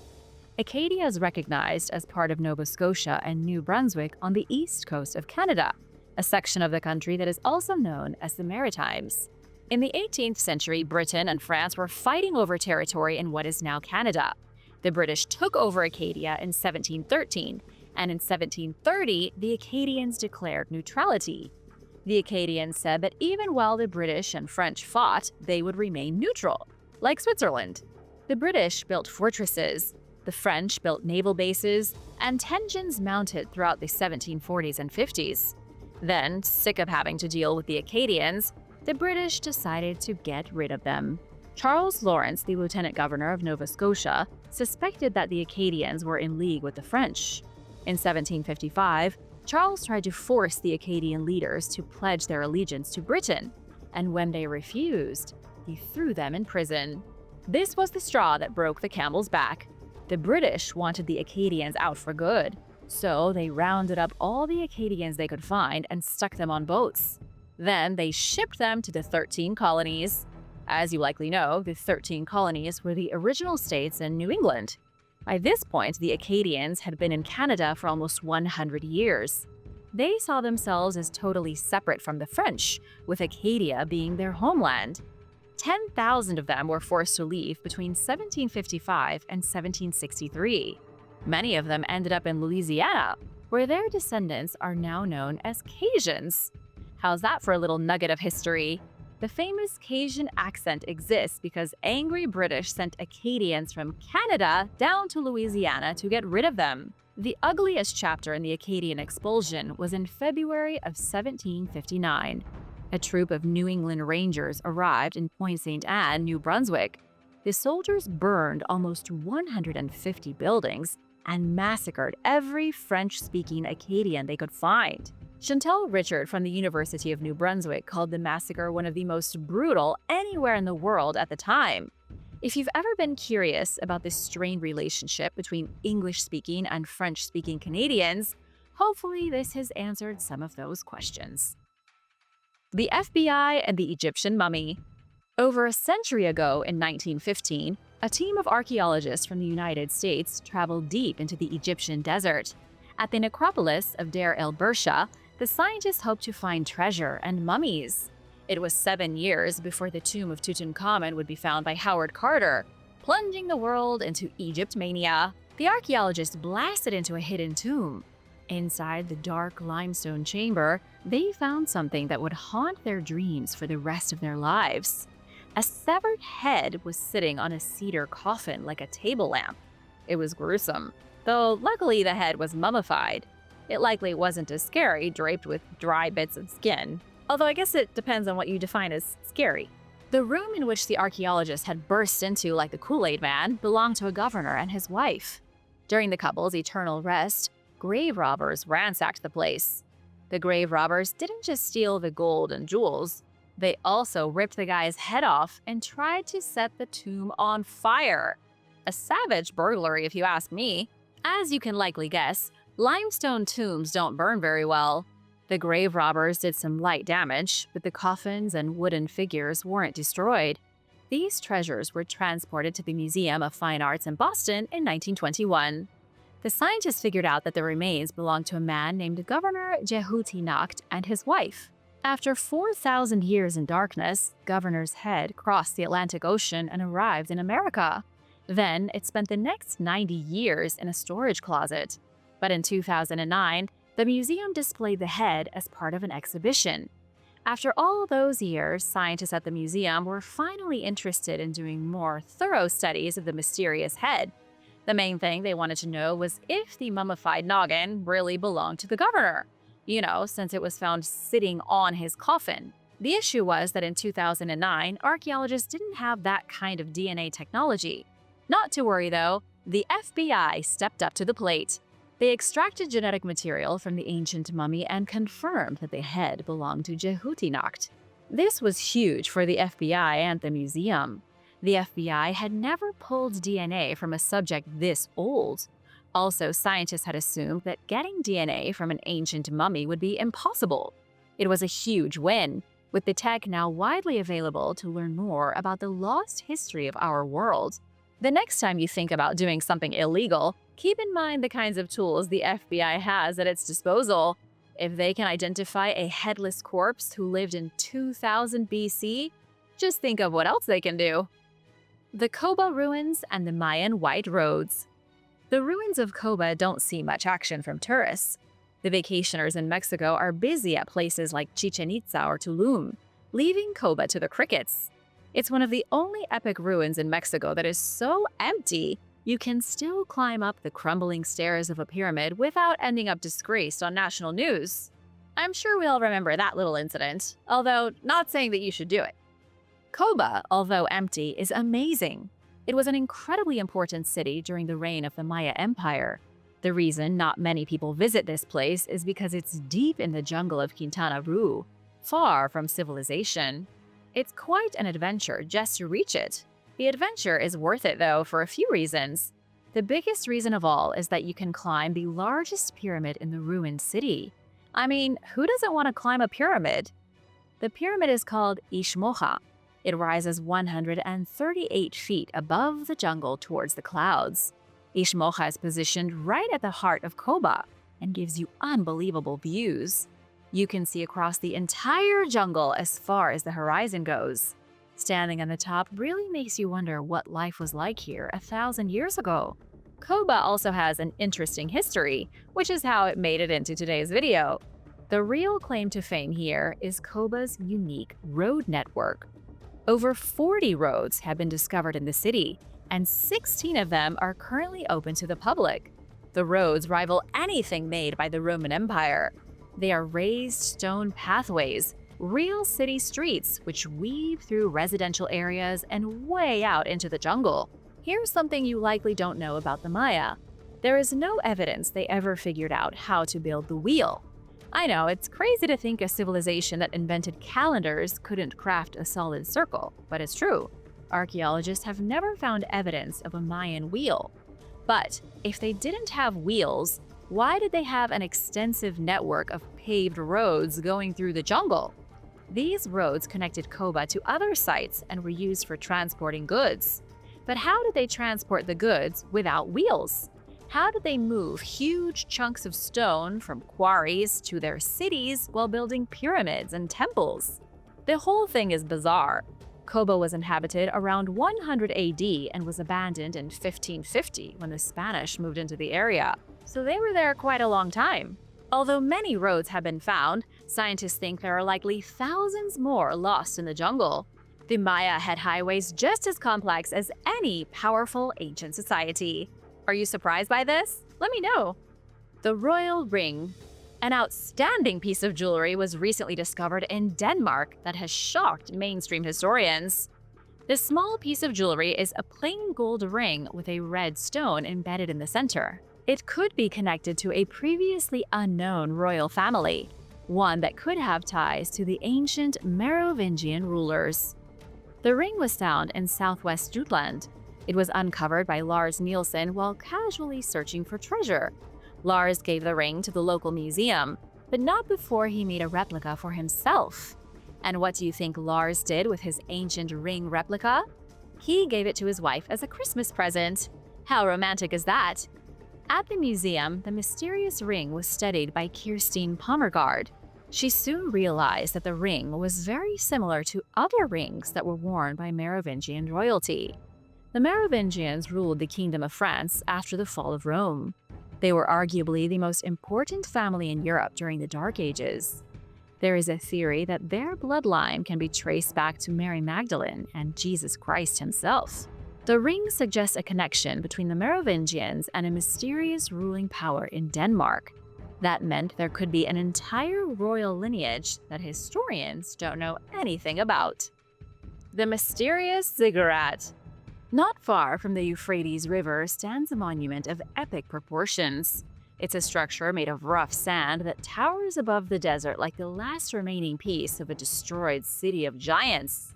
3,400 years ago, this sad piece of stone was a Mesopotamian pyramid. From the air, it's hard to imagine that the pyramid ever had any importance. It's in the middle of nowhere, not so much as a blade of grass to be seen in all directions. But in the 14th century BC, the ziggurat of Dur-Kurigalzu was part of an epic landscape of mud brick buildings. It was at the core of the city of Dur-Kurigalzu, founded by King Kurigalzu of the Kassite dynasty. Have you heard of any of this before? Maybe I should slow down a bit because I'm throwing a lot of names at you that you might not know. Let's start with the Kassites. They were the third dynasty to rule over Babylonia. They were in power from about 1600 to 1000 BC. What's exciting about the Kassites is that historians don't know where they came from. They originated outside Mesopotamia, likely from the Zagros Mountains of Iran. But somehow they managed to take over all of Babylon and control it for 600 years. This is one of the least known periods in Babylonian history. Little is known about the kings, the traditions, or the culture that flourished in Babylonia during this time. In fact, the only large monument from the Kassite period is the ziggurat. The rest of the city is completely gone, obliterated, and likely never to be found. I think the amount of history lost is staggering, maybe more than you realize right away. The Kassite dynasty ruled over a huge kingdom for centuries, yet only one major building still stands. Compare that to the thousands of Roman structures across the world, and you get a sense of how much was lost in Babylonia. As for the ziggurat, it was likely dedicated to Enlil, the most important god to the Babylonians. Even after the city fell in the 12th century BC to the Elamites, it continued to be an important stop on the trading network across Mesopotamia. In modern times, caravans use the pyramid as a landmark on their way to Baghdad. It's even been confused with the Tower of Babel. Secrets of the Lincoln Cathedral. The Cathedral Church of the Blessed Virgin Mary of Lincoln, more commonly known as the Lincoln Cathedral, towers above the red brick buildings of Lincoln in England. It's a monument to the power of the Church of England, with its first stones being laid in 1072. This cathedral is the most important piece of architecture anywhere in the British Isles. But does it look that impressive to you? Somewhere deep inside its vaults is one of only 4 surviving copies of the Magna Carta. In 1311, when the cathedral was completed, it became the tallest building on the planet. For 3,000 years before that, the Great Pyramid of Giza had held the title. Inside the cathedral is the tomb of Eleanor of Castile, Richard Fleming, Catherine Swynford, and the bodies of 20 other important people from British history. It also has a stone gargoyle named the Lincoln Imp, which was supposedly once a demon. The imp was unleashed by Satan to do evil work, but was turned to stone by an angel that sprang from an open Bible. Demonic or not, he's kinda cute for a gargoyle. Lincoln Cathedral is home to the Wren Library, which contains over 277 ancient manuscripts. One of the more gruesome features is the Shrine of Little St. Hugh. The shrine is blackened, old, and looks extremely rough. The tale of St. Hugh dates back to 1255, when young Hugh went missing for several weeks. His mother eventually found him at the bottom of a well, and sadly, he wasn't alive. A rumor started to circulate that Hugh had been offered up as a ritual sacrifice by a local Jewish man named Copan. For a cathedral as old as this one, it's surprising that the tale of St. Hugh is its only dark secret. As the rumor of Hugh's untimely demise spread through Lincoln, the people gathered their pitchforks and torches. 92 Jewish people were dragged out of their houses and brought to the Tower of London. 18 of them were dragged through the streets tied to horses, while others were hanged or had their property confiscated. The rest were forced to pay a ransom and were then released. 4 decades later, King Edward I would expel all the Jewish people from England. Hugh was made into a saint and a martyr, though the church never officially canonized him. Nobody knows if Hugh was really sacrificed or if he had just fallen into the well by accident. Training gladiators. The Colosseum is a pretty impressive piece of architecture, but in its shadow is a ruin I find even more exciting. It's a ruin that few people know exists because it is partially hidden underneath Rome's modern streets. The history of this place is bloody, brutal, and invigorating. It's called Ludus Magnus, the greatest gladiatorial training school that Rome has ever seen. It was built during the 1st century under the reign of Emperor Domitian. The purpose of the school was to train gladiators from across the Roman Empire. You already know how savage the Romans were when it came to their slaves, and since gladiators were mostly slaves, this school wasn't that different from the prison bakery in Pompeii. Although it sounds exciting, life for the gladiators was terrible. Terrible life or not, gladiators who trained here had one purpose and one purpose only. They ate, slept, and breathed violence. They trained every single day to become the best fighters the arena had ever seen. You could even watch the gladiators as they trained. The school was open to the public, with enough seats for about 3,000 people. If you couldn't get into a match at the Colosseum, you could easily sit down and watch the gladiators beat each other for fun. It's just like when your favorite sports team trains in public for anyone off the street to watch. The school is in ruins now. It wasn't found until 1937, after being forgotten for 1,500 years. Ludus Magnus was used up until the 5th century, when the Roman Empire became too progressive to watch people kill each other for sport. Emperor Honorius banned gladiatorial games, which saw the school be abandoned. Ludus Magnus was destroyed, and a church was built on the site, along with a cemetery. Even though part of the school is an open-air museum now, the rest of the structure is hidden under the street. Modern Romans walk directly over the space where gladiators trained, and some don't even have a clue. Sunken temple treasures. Archaeologists have found even more treasure in the real-life Atlantis. The underwater city of Heraklion is likely the closest thing to Atlantis humanity can hope to find. It's located off the coast of Alexandria in Egypt. And if you've heard of the city before, keep watching because these discoveries are brand new. 1,000 years ago, Heraklion sank into the ocean as a result of a liquefaction event. The ground liquefied and the entire city was sucked into the sea. In the year 2000, Heraklion was discovered by marine archaeologist Frank Gaudio. I have to applaud him for his dedication because Frank has been hard at work studying the sunken city ever since. And the most recent round of excavations revealed some really bizarre stuff. Archaeologists salvaged gold jewelry, some silver dishes, and what may have been a wine-pouring device shaped like a duck.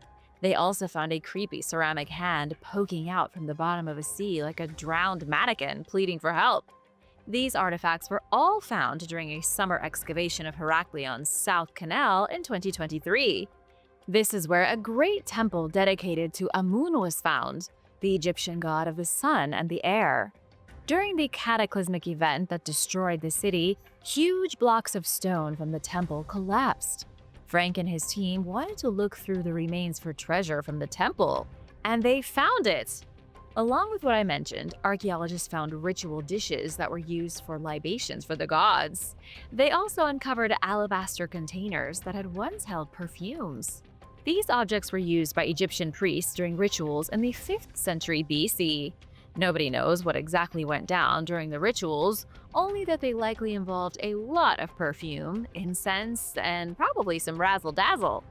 Heraklion was Egypt's main port city in the Mediterranean prior to Alexander the Great founding the city of Alexandria in 331 BC, and it remained important until it sank. The lava treasure.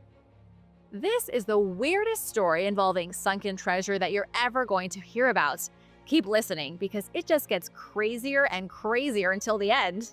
It all started 40 years ago with 3 men fishing for sea urchins in the Mediterranean Sea. The fishermen discovered a lost shipwreck and its sunken treasure in 1985 off the coast of Corsica. It's now 2024, and the trial of one of those fishermen recently got underway. The whole thing, from 1985 to now, is known as the Lava Treasure Saga. The man currently in court is Felix Biancamaria. He was fishing with his twin brother and one of their friends when they uncovered, at the bare minimum, 100 extremely rare gold coins. It may have been closer to several hundred, though. Nobody has an exact number. The young men had gone into those waters in search of urchins and found an actual treasure. The coins date to the Roman era, to the 3rd century AD. They were in exceptional condition, stamped with the heads of Roman emperors. Isn't it every fisherman's dream to uncover a real sunken treasure? In this case, the dream became a nightmare. The issue was that the brothers never declared the treasure, which is illegal in France. It doesn't matter what you found, but if it's ancient and it was in the water, it belongs to the state. I know, it doesn't seem fair, but France doesn't believe in the finders keepers law. Felix, on the other hand, most definitely believes in that.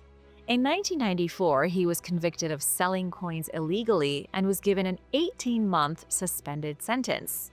He was also ordered to pay over $15,000 in fines. Everyone thought that was it, but it wasn't. Felix's time in the court system was far from over. Once the authorities had clued into what was going on, they sent their own archaeologists to excavate the sunken site. Over 1,400 coins were found in the Gulf of Lava off France's southern coast. To this day, the coin hoard is considered one of the most important archaeological discoveries in French history. Almost all the coins came from the reign of Aurelian, who ruled Rome in 272 AD. There were so many coins found, all of which were in mint condition, that archaeologists think they were brand new. Experts believe the gold was in a galley, which was transporting a new shipment of freshly minted Roman coins. But it caught fire and sank. Archaeologists are still looking for the actual shipwreck. They've only ever been able to find the loosely scattered coins, and they say there could be thousands more that have yet to be discovered.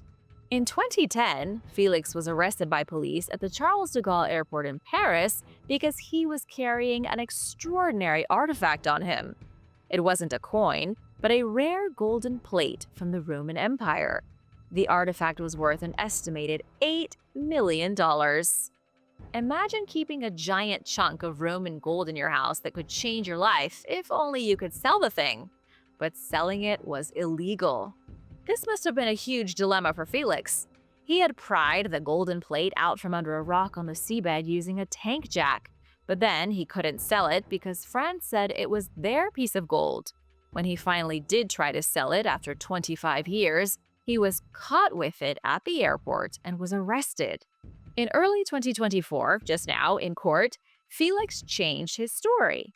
He said that he found the plate on land, not in the sea. You're allowed to keep artifacts you find on land in France, just not if you took them from underwater. Felix's trial is still unfolding, so I'll be sure to update you in the future. You're likely wondering what kind of plate, gold or otherwise, could be worth so much money.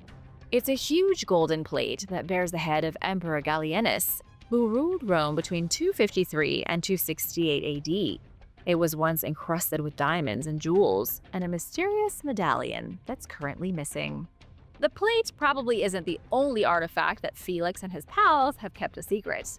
It's believed that they also uncovered a statue made of solid gold, though all three fishermen have denied it. To give you a better idea of why the gold pieces are such a big deal, each one is worth around $250,000. And that's per coin. Octopus cities. Scientists are pretty sure that octopuses may have come from space. They're the closest thing to aliens that we have living on the planet. They're extremely smart, have complex bodies and unusual genetics, and now scientists have caught them building underwater cities. In Jervis Bay, off the coast of Australia, there are two communities of gloomy octopus. In both cities, octopuses have been spotted living in constructed burrows and homes. They've used shells to create houses, which isn't that unusual. The unusual part is that they've been documented building these houses as if they're creating suburban neighborhoods. Professor David Scheel, who recently led a research team to investigate the human-like underwater communities, said the behavior is a product of natural selection. Genius octopuses seem to be evolving before our very eyes. They created 2 fully functional artificial reefs populated by small, single-family homes. But some of the octopuses appear to not be paying their rent. Scientists witnessed some octopuses being evicted violently from their houses. So, just how smart is an octopus? Smart enough to hunt using tools. Did you know that the blanket octopus will detach a jellyfish tentacle and use it as a venomous whip to hunt prey? And now they're building cities. It's probably just a matter of time before they take over the whole world. The Fomori. Irish mythology is filled with so much more than leprechauns and fairies. The Fomori are some of the weirdest creatures from Irish folklore that nearly nobody has heard of. The old tales claim that the Fomori were freakish monsters that came from under the sea to wage war against the first human settlers on the island. Could these creatures have truly existed? Some believe that the Fomori were supernatural beings meant to represent the destructive powers of nature. Others have suggested they were real entities that rose from the depths of the sea to fight the Irish. The first mention of the Fomori, who are also called the Fomorians, is in texts from the 7th century. They were described as having the body of men and the heads of goats, and were also part cyclops, and usually had 1 arm and 1 leg. That sounds horrifying and weirdly not dangerous. But would you be frightened of a goat-man cyclops hobbling around on 1 leg? How do they balance themselves to attack? The one thing the stories have in common is that the Fomori were enemies of the first settlers and of the Tuatha De Danann. Now here's where things get a little Lovecraftian. The Tuatha De Danann were a supernatural race of deities who arrived in Ireland to become the first kings of men. In other words, they were gods from space, similar to the Sumerian stories of the Anunnaki. The Fomori were also a supernatural race, but they came from the water. Like the old Lovecraft tales of a war between aliens on Earth, the Fomori fought the Tuatha De Danann for supremacy. The Fomori lost and were pushed into the sea, where they are supposedly still waiting to fight another day. Could the Fomori be real mermaids and mermen? Let me know what you think in the comments.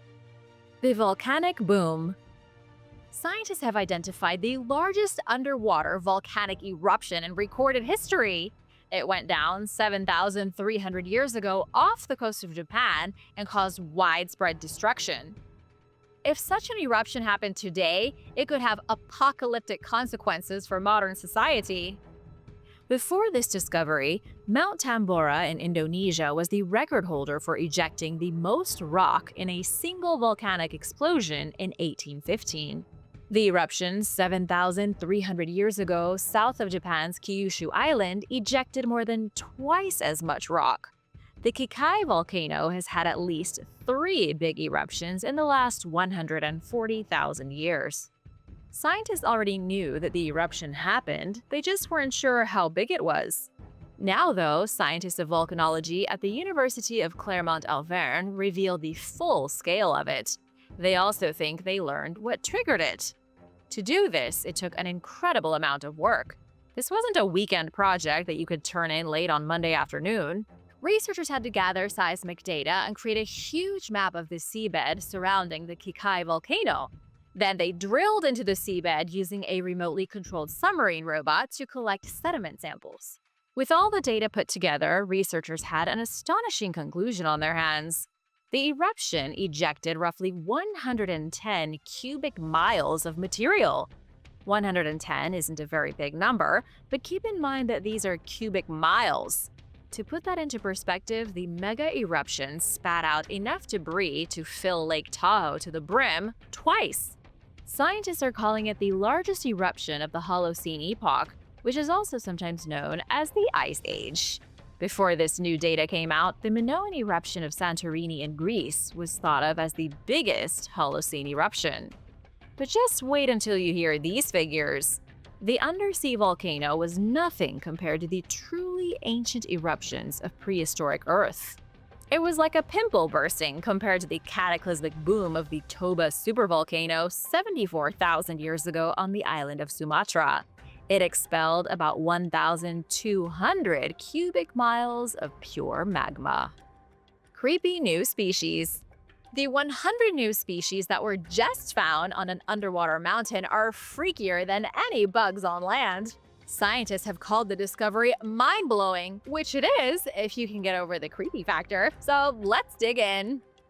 Scientists were using a remote-controlled robot to map an astonishing amount of seafloor. As they piloted the robotic submarine, hey, we've come a long way since Edmund's diving bell, they started spotting unusual critters.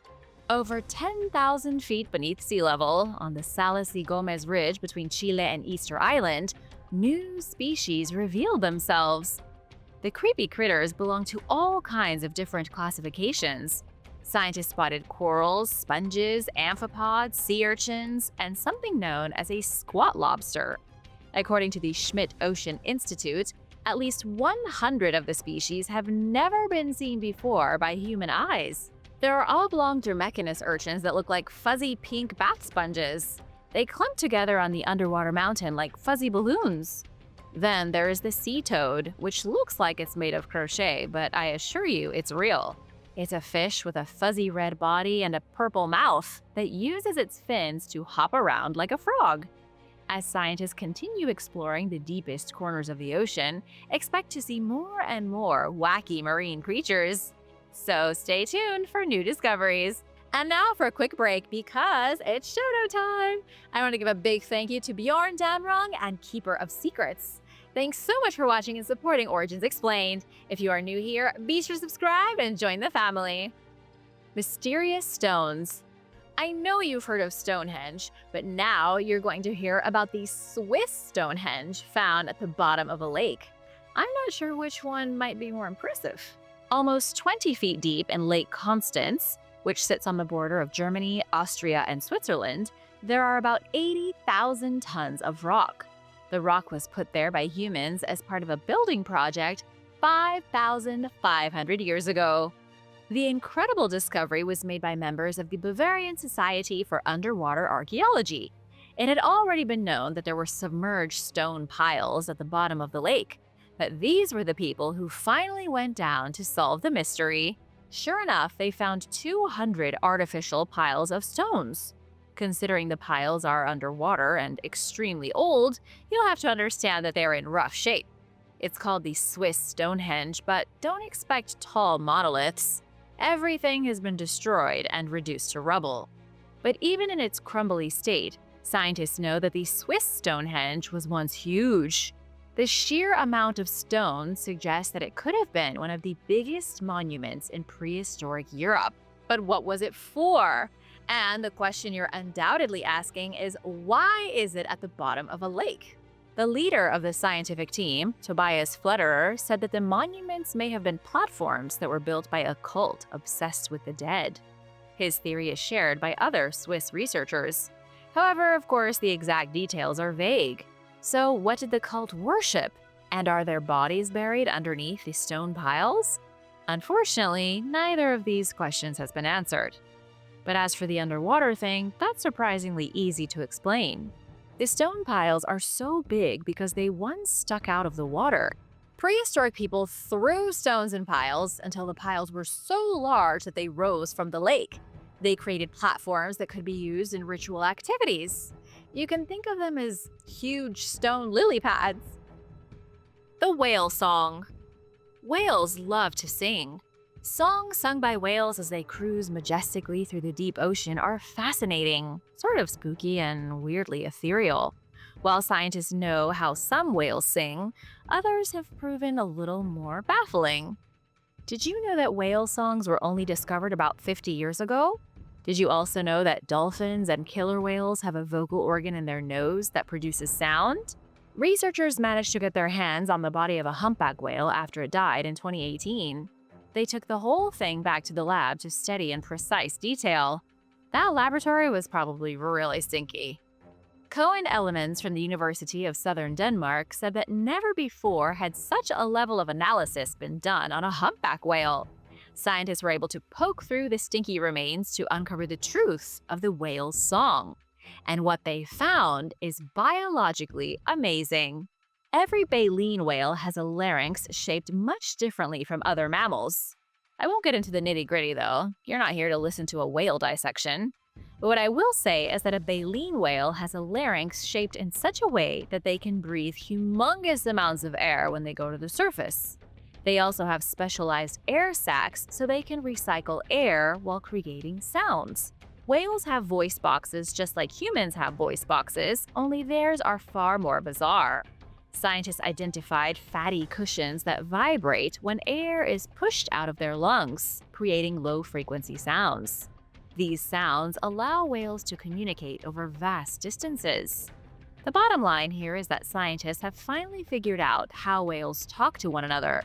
Whales are the biggest animals in the world. They are incredibly intelligent, and now they have voice boxes. Scientists think they evolved the ability to speak to one another about 40 million years ago. Humans have to be in the same room, pretty much, to hear each other, but whales can use their voice boxes to talk to their friends across the emptiness of the ocean. Wouldn't you love to know what they talk about? The ancient submarine. A mysterious object was found off the coast of Florida, and you're not going to believe what it is. Not because it's unbelievable, but because for centuries, everybody thought the disc-shaped object was a cauldron. Only now have experts discovered the truth. This thing was a submarine from the 17th century. Let's start at the beginning. In 1980, a strange copper object was found off the coast of Florida. It was uncovered from the sand at the bottom of the sea near a wrecked Spanish treasure galleon. At first, researchers assumed that the large object was a cauldron for making things like fish stew. Sailors had a huge copper cauldron that would be filled with fish and whatever else was available. The chef would stir it all up and feed it to the hungry sailors. Since people didn't realize the importance of vitamins just yet, scurvy was a huge issue. Eating fish stew or dried meat every day isn't great for your overall health. You don't want to know what their teeth looked like. But this object likely wasn't a cauldron. Researchers now think it's a copper dome that was used as a primitive diving bell by treasure hunters 400 years ago. And if this is true, the object is one of the oldest diving apparatuses ever found. If you happen to be in the Florida neighborhood, you can check out the object for yourself at the Mel Fisher Museum where it's on display. I said earlier that it was found near a wrecked galleon. The galleon was the Santa Margarita, which sank in 1622 about 40 miles from Key West. You probably have a good idea of where this is all going. Diving equipment, a shipwreck, lost treasure, it all fits together nicely. Sean Kingsley, a maritime archaeologist, told Live Science that primitive submersibles could be used in shallow water. This strange copper object was likely part of one such vehicle. That wasn't really a vehicle, it was more of a giant bell. As the bell was submerged, a bubble of breathable air formed at its top, allowing divers to breathe. Imagine the Liberty Bell, only significantly bigger. Now imagine inside the bell is a bench. Divers would have climbed into the bell, sat on the bench, and been slowly lowered into the deep. The bubble of air allowed them to breathe. And when the bell hit the bottom, they could scrounge around for treasure. It was a shoddy system that didn't work very well, though it was practically sound. One of the best designs was from Edmund Halley in 1690. The same guy who discovered Halley's Comet. When Edmund wasn't looking to the stars, he was designing the world's earliest submarines. The Klein Hollandia. An anonymous shipwreck was found off the coast of Sussex that sent researchers on a quest to solve a 350-year-old mystery. It's a story of love, piracy, tragedy, and a little bit of bravery too. The story starts with David Ronan, who for almost 20 years has operated his diving boat in Eastbourne, England. David initially operated the boat with his wife Sylvia. They would find and then explore wrecks off the coast of the UK. Together, they helped complete the database of sunken vessels off the coast of Sussex. In 2019, Sylvia tragically passed away. Not wanting to stay idle, David continued searching for new wrecks. One site that was particularly interesting was initially identified in 2015. An unidentified lump was found in the seabed that looked like a partially buried ship. So, in 2019, David and his colleagues dove down to check it out. They found something very strange. There were 5 bronze cannons and 8 iron cannons jutting out from the seabed. This wasn't an ordinary shipwreck. It appeared to be huge, and it was armed to the teeth. Since 2019, there have been over 450 dives to the site. David and other divers found the date of manufacture stamped on one of the guns. The gun was made in the year 1670 for the Admiralty of Rotterdam in the Netherlands. This narrowed down the identity of the shipwreck to the Klein Hollandia. The Klein Hollandia was built in 1654 and served in the Second Anglo-Dutch War. It had a very colorful service history. Through exhausting research, David learned that the ship was beaten senseless at the 1665 Battle of Lowestoft. After repairs, it was sent to fight at the 4 Days Battle of 1666, one of the longest naval engagements in history. The Dutch fleet had 4,500 cannons, while the English fleet also had 4,500 cannons. No wonder it took so long for someone to win. They were pretty evenly matched. During the battle, the Klein Hollandia accidentally collided with another Dutch ship and caught fire. But the captain kept fighting as the boat blazed. He was definitely ready to go down with his ship. The crew managed to put the fire out, only for it to catch fire twice more during the fighting. The Klein Hollandia made it through the war only to fight the English again in 1672. This time the boat sank and its captain was killed. The ship had been accompanying Dutch merchant vessels home from the Mediterranean when the English unexpectedly attacked. It was an ambush. The surprise attack during a time of peace, and so soon after the war had ended, made the Dutch extremely angry. Days later, the Third Anglo-Dutch War started, but the Klein Hollandia was already at the bottom of the sea. Uncovering the ship's identity was exciting for David, though he wished his wife Sylvia had been alive to share the moment with him. Once he and the others understood the historical context of the boat, it started to make sense why they kept finding human bones in the debris. The Evil Eye. David Shalom is a lifeguard in Israel who made a discovery of epic proportions. He was snorkeling at Pomahim Beach when he spotted something that looked interesting on the seabed. He dived down to get it, then went to the beach to check out his new treasure. It looked like a small white disc made of marble. David had no idea what it was. This small white disc turned out to be magic. It was used 2,500 years ago by sailors to protect themselves from evil spells. All David wanted was to go for a snorkel, and he found an artifact straight out of the ancient Israeli version of Harry Potter. David got a hold of the Israel Antiquities Authority after he found the mysterious disc. They were the ones who identified the artifact as a talisman called an ophthalmoi. It's flat on one side and curved on the other, with concentric circles painted around a hole in the middle. This was done on purpose for the disc to look like an eyeball. But why an eyeball? Well, it's because in the 5th century BC, when this relic was made, people were terrified of the evil eye. People have lived in fear of the evil eye for at least 5,000 years. Even today, it's seen as a malevolent force of nefarious energy. The ancient superstition was simple. People were under the impression that certain parties could curse an individual by giving them a supernatural glare. Surely somebody is giving you the stink eye before, or maybe you're the giver of the stink eye. The evil eye was the same thing, but with a pinch of magic. Victims were often unaware that someone had cursed them, perhaps glaring at them menacingly from across a marketplace. To ensure they weren't being cursed, people wore amulets of protection. It was believed that special amulets and talismans could negate the negative effects of the evil eye. The circular disc pulled out of the Mediterranean Sea by our friend David was nailed to a ship's bow. It was supposed to protect the whole ship against the evil eye and to act as a navigational aid. It would have been joined by a second talisman nailed to the bow, and together the marble discs acted as an extra pair of eyes looking out for danger. Megalodon Teeth. If you could have a necklace made from the teeth of any animal, which animal would you choose? Would it be a necklace made of T-Rex teeth? Or would you rather have a necklace made of fearsome Megalodon teeth?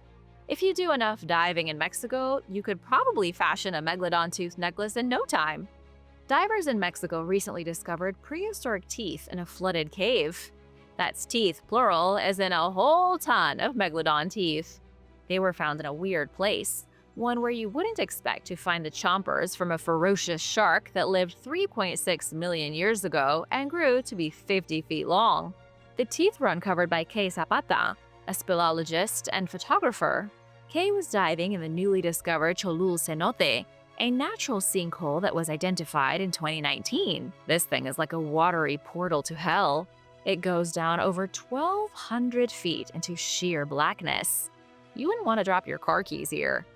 Divers have to have some real gumption to descend into what feels like a bottomless pit, or like a huge well. Deep inside the cenote, Kay and another diver gathered 15 various shark teeth. They also found some human bones. Spooky. Most of the teeth belong to the Megalodon. Others are from the saw shark and the mackerel shark. All the teeth are between 2.5 and 5 million years old. But how did the sharks get into the cenote? And why were all their teeth found in a clump at the bottom? And what about the human bones? I have so many questions. The most reliable explanation is that the Cholul cenote was once connected to the ocean. Sharks may have swum into it and then got stuck and perished. There doesn't seem to be any other logical reason for why so many shark teeth ended up in the same spot. As for the human bones, they could easily be the remains of sacrifice victims from the Maya Empire. Mu, Egypt, and the Popol Vuh. The land of Mu was a humongous continent that existed from 50,000 until 12,000 years ago in the Atlantic Ocean. It stretched from the borders of Hawaii to Easter Island and all the way to Micronesia in the west. Upon this landmass was an advanced civilization of people known as the Nakal. You might think they were the Atlanteans, but they were a completely separate society.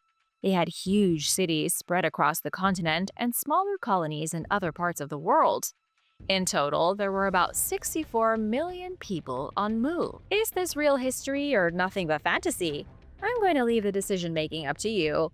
I'm just here to tell you about the myth and about some claims involving the Maya, the Egyptians, and the Nakal. At the end of the Ice Age, at the same time the Bible says a flood swept across the world, disaster struck Mu. They were hit by a flood and the entire continent sank into the ocean. Not just a little bit into the ocean, but way down to the depths of the sea, where scientists have been hopeless at studying it. Again, keep in mind that this is all according to legend without any kind of scientific backing. The first recorded mention of the land of Mu didn't appear until the 1800s. A British-American travel writer by the name of Augustus Le Plongeon mentioned it in a book. He claimed that civilizations such as Egypt, Mesopotamia, and Mesoamerica came from Nakal refugees. When Mu sank into the ocean, the survivors spread across the world. They landed in all the different corners of the globe and started civilization fresh. This could explain why so many ancient cultures were obsessed with similar things. Ancient civilizations all had sun deities that they worshipped. They all liked building pyramids, and many of them had nearly identical burial practices as well. This could be attributed to the fact that they all came from one root civilization that sank into the sea. Augustus got his ideas after investigating ruins in Mexico's Yucatan Peninsula. He supposedly translated copies of the ancient Mayan book called the Popol Vuh, which revealed that the Mayans were older than accepted by mainstream scientists. Augustus also believed that Egypt was founded by Queen Mu, who had been a refugee of the lost continent. Does any of this sound convincing yet? I have a bit more you'll need to hear about before making your ultimate decision. After Augustus came a Scottish writer named James Churchward, who published several books in the early 1900s. He claimed that while serving as a soldier in India, he became friends with a mysterious temple priest. The temple priest revealed to him clay tablets that were written in a baffling language. The language was a mix between ancient Mayan and an ancient Indian language called Naga. Only the temple priest was able to read the tablets. They supposedly mentioned a lost and forgotten land called Mu. But is all this just a coincidence? The mysterious tablets also claimed that Mu was destroyed in a single night, following a series of devastating explosions. James argued that Mu had been made of granite. Over thousands of years, honeycomb-like caves had formed under the surface. The caves slowly filled with explosive gases until they blew apart, shattering Mu and causing it to sink. Nobody knows where these tablets are anymore. For all anyone knows, they may have never existed at all, and the whole story could be a fabrication. There also hasn't been any evidence of the lost continent of Mu discovered at the bottom of the Pacific Ocean. Electromagnetic energy and the pyramid. Scientists have made yet another shocking discovery in the Great Pyramid of Giza, and this one is blowing people's minds. A team of researchers from Germany and Russia recently found that the pyramid has an uncanny ability of focusing electromagnetic energy. Scientists are now saying the pyramid was never used as a tomb, but as a massive battery. It appears to somehow focus energy into its inner chambers, then concentrate that energy near its base. This may sound like crackpot archaeology, but it's been 100% verified. ITMO University in Russia revealed their findings in the Journal of Applied Physics. Researchers measured how the pyramid interacts with electromagnetic waves. The results showed that when the pyramid received electromagnetic radiation, it acted like a resonator. Energy builds near the base of the pyramid and becomes extremely strong. Then it seems to focus up towards the point of the structure. But a lot of this energy is also directed underground. The biggest issue for scientists right now is that they don't know what all of this means. The obvious takeaway is that whoever built the pyramid knew a way to store huge amounts of energy inside a stone triangle. But what was this energy used for? If the Pyramid of Giza was a machine, what kind of device was it powering? And why is modern science incapable of energizing the pyramid? All of these questions and more remain unsolved to this day. But after hearing all of this, what do you think? And be sure to subscribe if you haven't already. The City of Giants. A city of giants was unearthed in the Hieroglyphs region of Ethiopia, a place rich in legends and historical mysteries. Not only is Ethiopia believed to be the birthplace of humankind as we know it, but there was also once a race of giants that supposedly lived here. And archaeologists may have just found their city. There's no doubt that an ancient city was discovered, one that appears to be several thousand years old. It was uncovered outside the modern city of Dire Dawa, a place which was once thought to be largely forgettable and with no historical significance. That's to say that archaeologists never thought there was much to find in the area. However, local legend speaks of a city built of megalithic stones. The boulders were said to be so big that only giant men would have been able to move them. It's hard to say when the rumors started, but they've been passed on from generation to generation. The legend has been around for so long that most people believe the whole area was once a land of giant humans. But up until now, no evidence has ever been found of such a city. Amazingly though, that's all changed. Archaeologists have now discovered the remains of structures from a lost and destroyed civilization. They've also found trading goods such as glass vessels and pottery from as far away as India and China. It looks as though the city was extremely rich and truly was a cosmopolitan center. There hasn't been any evidence found yet that true giants lived here, but the ancient history of Ethiopia is changing nonetheless. Big shout out to Daniel, Holland, and Mike. Thanks so much for watching. We wouldn't be here without you. If you're new here, be sure to subscribe and join the family. The Aksumite Stele. All across North Africa, Mesopotamia, and ancient Egypt, people loved using a stele or stela to mark important things. These were huge towers or pillars of solid granite, usually covered in carvings and inscriptions. They were mined from quarries and often put up at the site of a tomb, like an ancient grave marker, but only for VIPs. In Ethiopia, the Aksumite kings loved using stelae. The monoliths can be found spread all around the outskirts of the ruined city of Aksum, which is the old seat of the Aksumite kingdom. As the modern city grew over the ancient one, most stelae were forgotten and broken apart to be used in housing projects. Either that, or they were left as ornaments in people's backyards. However, there was one stela far too large for anyone to ever forget. It's called the Great Stela, and it's an astounding 108 feet long and weighs over 520 tons. It's believed to be the largest single monolith ever carved by human hands with the intention of being placed in an upright position. What's difficult for archaeologists to understand is how they planned to do this.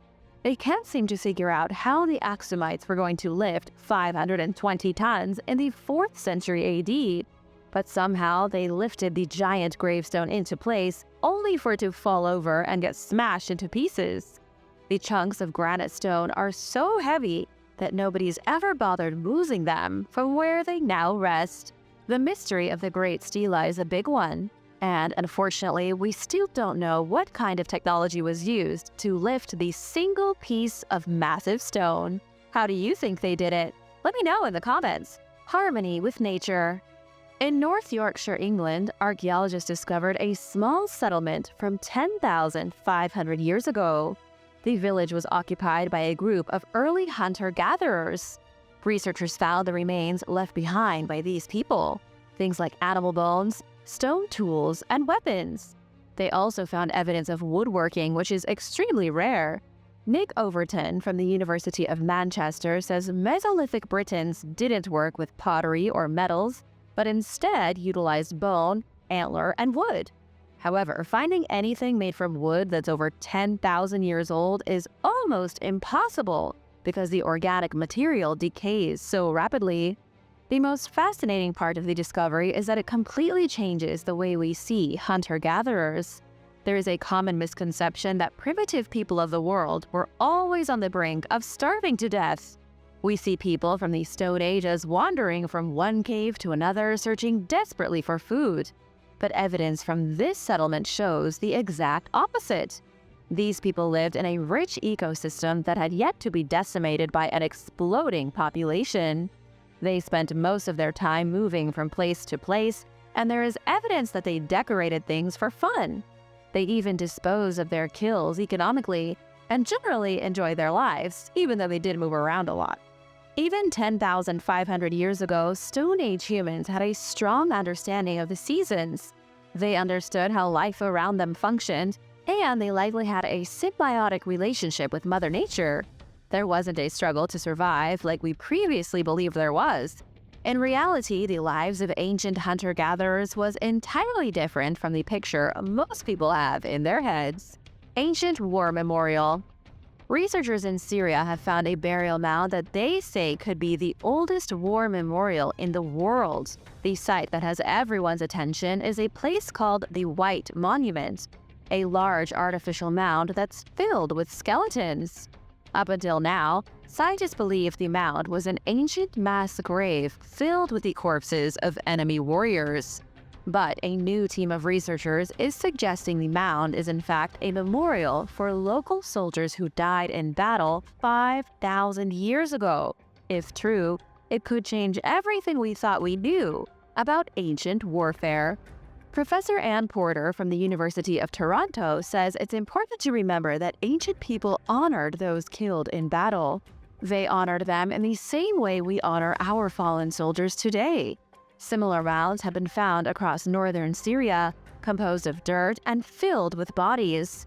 Because of Mesopotamian inscriptions that mention victory, archaeologists have always believed the mounds were big piles of defeated enemies. But scientists now say they were likely built to commemorate people's lost loved ones rather than to mock the defeated. The Queen's Sensory Chamber. In the 1920s, archaeologists were busy excavating Amarna's North Palace in Egypt. The castle belonged to Princess Meritaten, the daughter of famous Queen Nefertiti and her husband, Pharaoh Akhenaten. As the archaeologists were investigating the palace, they came across an amazing masterpiece of ancient Egyptian artwork. The artwork was installed in the palace when it was built around 1347 BC. The mural covers the walls of a chamber with beautiful images of birds and other wildlife that you'd expect to find in a calm, natural environment.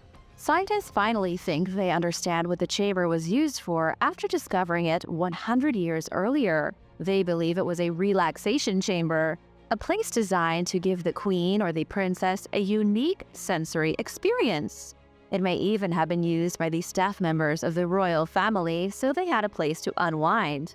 It wasn't a boring white-walled break room with a microwave and a few folding chairs, but this was a place where people could go to take a load off during a busy day.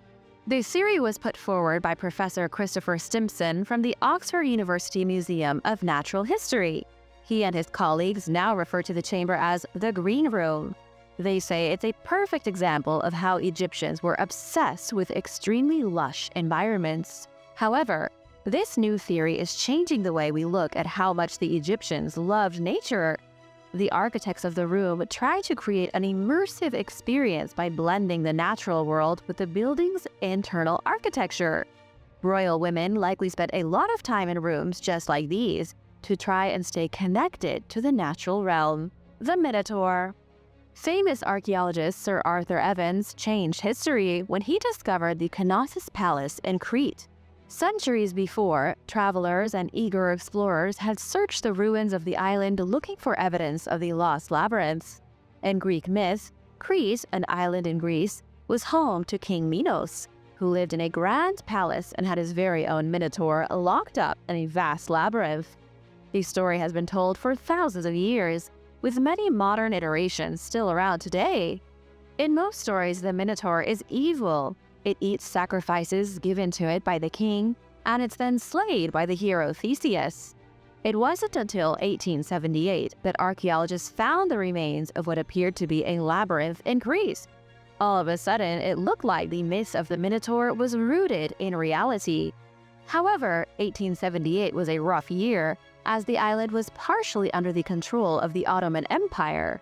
And it wasn't for another 22 years that Arthur Evans came along and officially found the labyrinth. He also discovered the Palace of Knossos, further evidence that the mighty King Minos really existed. But do these dusty old stones really prove there was once a beast with the body of a man and the head of a bull? The answer isn't as simple as you might think. There likely wasn't a real Minotaur, as that would be physically impossible. But there was something strange happening here 4,000 years ago. The nearby ruins were even found to contain colorful frescoes of the monster, and an extraordinarily great number of paintings depicting bulls. As to what was really going on here, it's anyone's guess. What do you think? Let me know in the comments below. An ancient diploma. A recent discovery by archaeologists in Turkey is showing just how sophisticated the Roman army was back in its heyday. They found a soldier service record that's approximately 1,898 years old. The record is a bronze military diploma with all the personal information of a man named Calcilius Antiquus. Professor Mustafa Hamdi Sayar from Istanbul University was responsible for translating the ancient text. He revealed that Calcilius Antiquus served in the Roman military under Emperor Hadrian, who ruled from 117 to 138 AD. Apparently, the soldier was given an award for his 20 years of service. According to the diploma, his reward was Roman citizenship and the right to marry. This discovery is shocking for many reasons. It gives us incredible insight into the bureaucracy behind being a Roman soldier. They didn't just layer people in armor and send them off to fight. These were trained men who had their records kept by officials and were awarded after a set amount of years for their service. Calcilius Antiquus was likely a soldier from the edges of the empire, but after 20 years of fighting, he was allowed to be an official Roman and was finally given the honor of taking a wife. Maya collapse. Scientists now know that the Maya civilization collapsed because they ran out of food to feed their massive population. But what scientists have never truly understood was the extent of the drought that decimated Maya crops. However, thanks to a new discovery at Lake Chichen Canab, we are learning more about how the Maya civilization went extinct. Scientists analyzed sediment found underneath the lake, which is located on the Yucatan Peninsula in Mexico. They were able to identify a 50% decrease in annual precipitation between 800 and 1000 AD, which is an astronomical number. It now makes sense why so many people were fleeing Maya cities when they ran out of water to grow crops. However, scientists found that in the last 50 years or so before these civilizations collapsed, rain decreased by an astonishing 70%. For some reason, the rain just stopped falling. forcibly causing Maya civilizations to disintegrate. After centuries of thriving in the jungles of Mexico, Belize, and Guatemala, the Maya were wiped out because of the lack of precipitation. This new discovery changes history because now we can see for ourselves just how serious the drought was. It's also a stern warning for the future if another drought ravages the Americas. And now for number 1, but if you can't get enough, stay tuned for an earlier video you may have missed with even more discoveries that could change history. The Amazonian Pyramid. A new pyramid has been found in one of the densest and most remote parts of the Amazon jungle. Scientists identified a pyramid about as far from ancient Egypt as a person could get. In the middle of the thick Bolivian rainforest was once a towering structure that was built by an ancient Amazonian civilization. Archaeologists, including Dr. Chris Fisher from Colorado State University, identified the pyramid using advanced laser technology. Their laser beams penetrated the jungle canopy, revealing the remains of structures hidden beneath. This discovery is changing everything we know about life in the Amazon.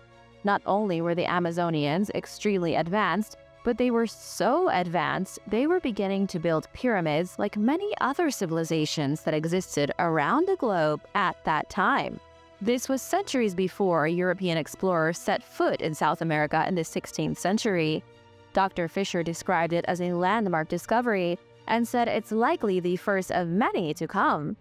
But it also raises a lot of questions. For example, who were the people building pyramids in the Amazon? And was the pyramid in the jungle used in the same way the Egyptians used theirs? Could this have been another energy device used by someone or something with advanced technological knowledge? Sadly, nobody knows the answer to any of these questions. Scientists are still struggling to identify ruins and lost cities in the Amazon using new laser technology. So, for now, we can only hope that new details will be revealed in the years to come. What do you think? Is Mu real? Could all the people of the world have come from a single root civilization? Let me know your thoughts in the comments. Thanks for watching, and be sure to hit that subscribe button and stick around for more awesome content.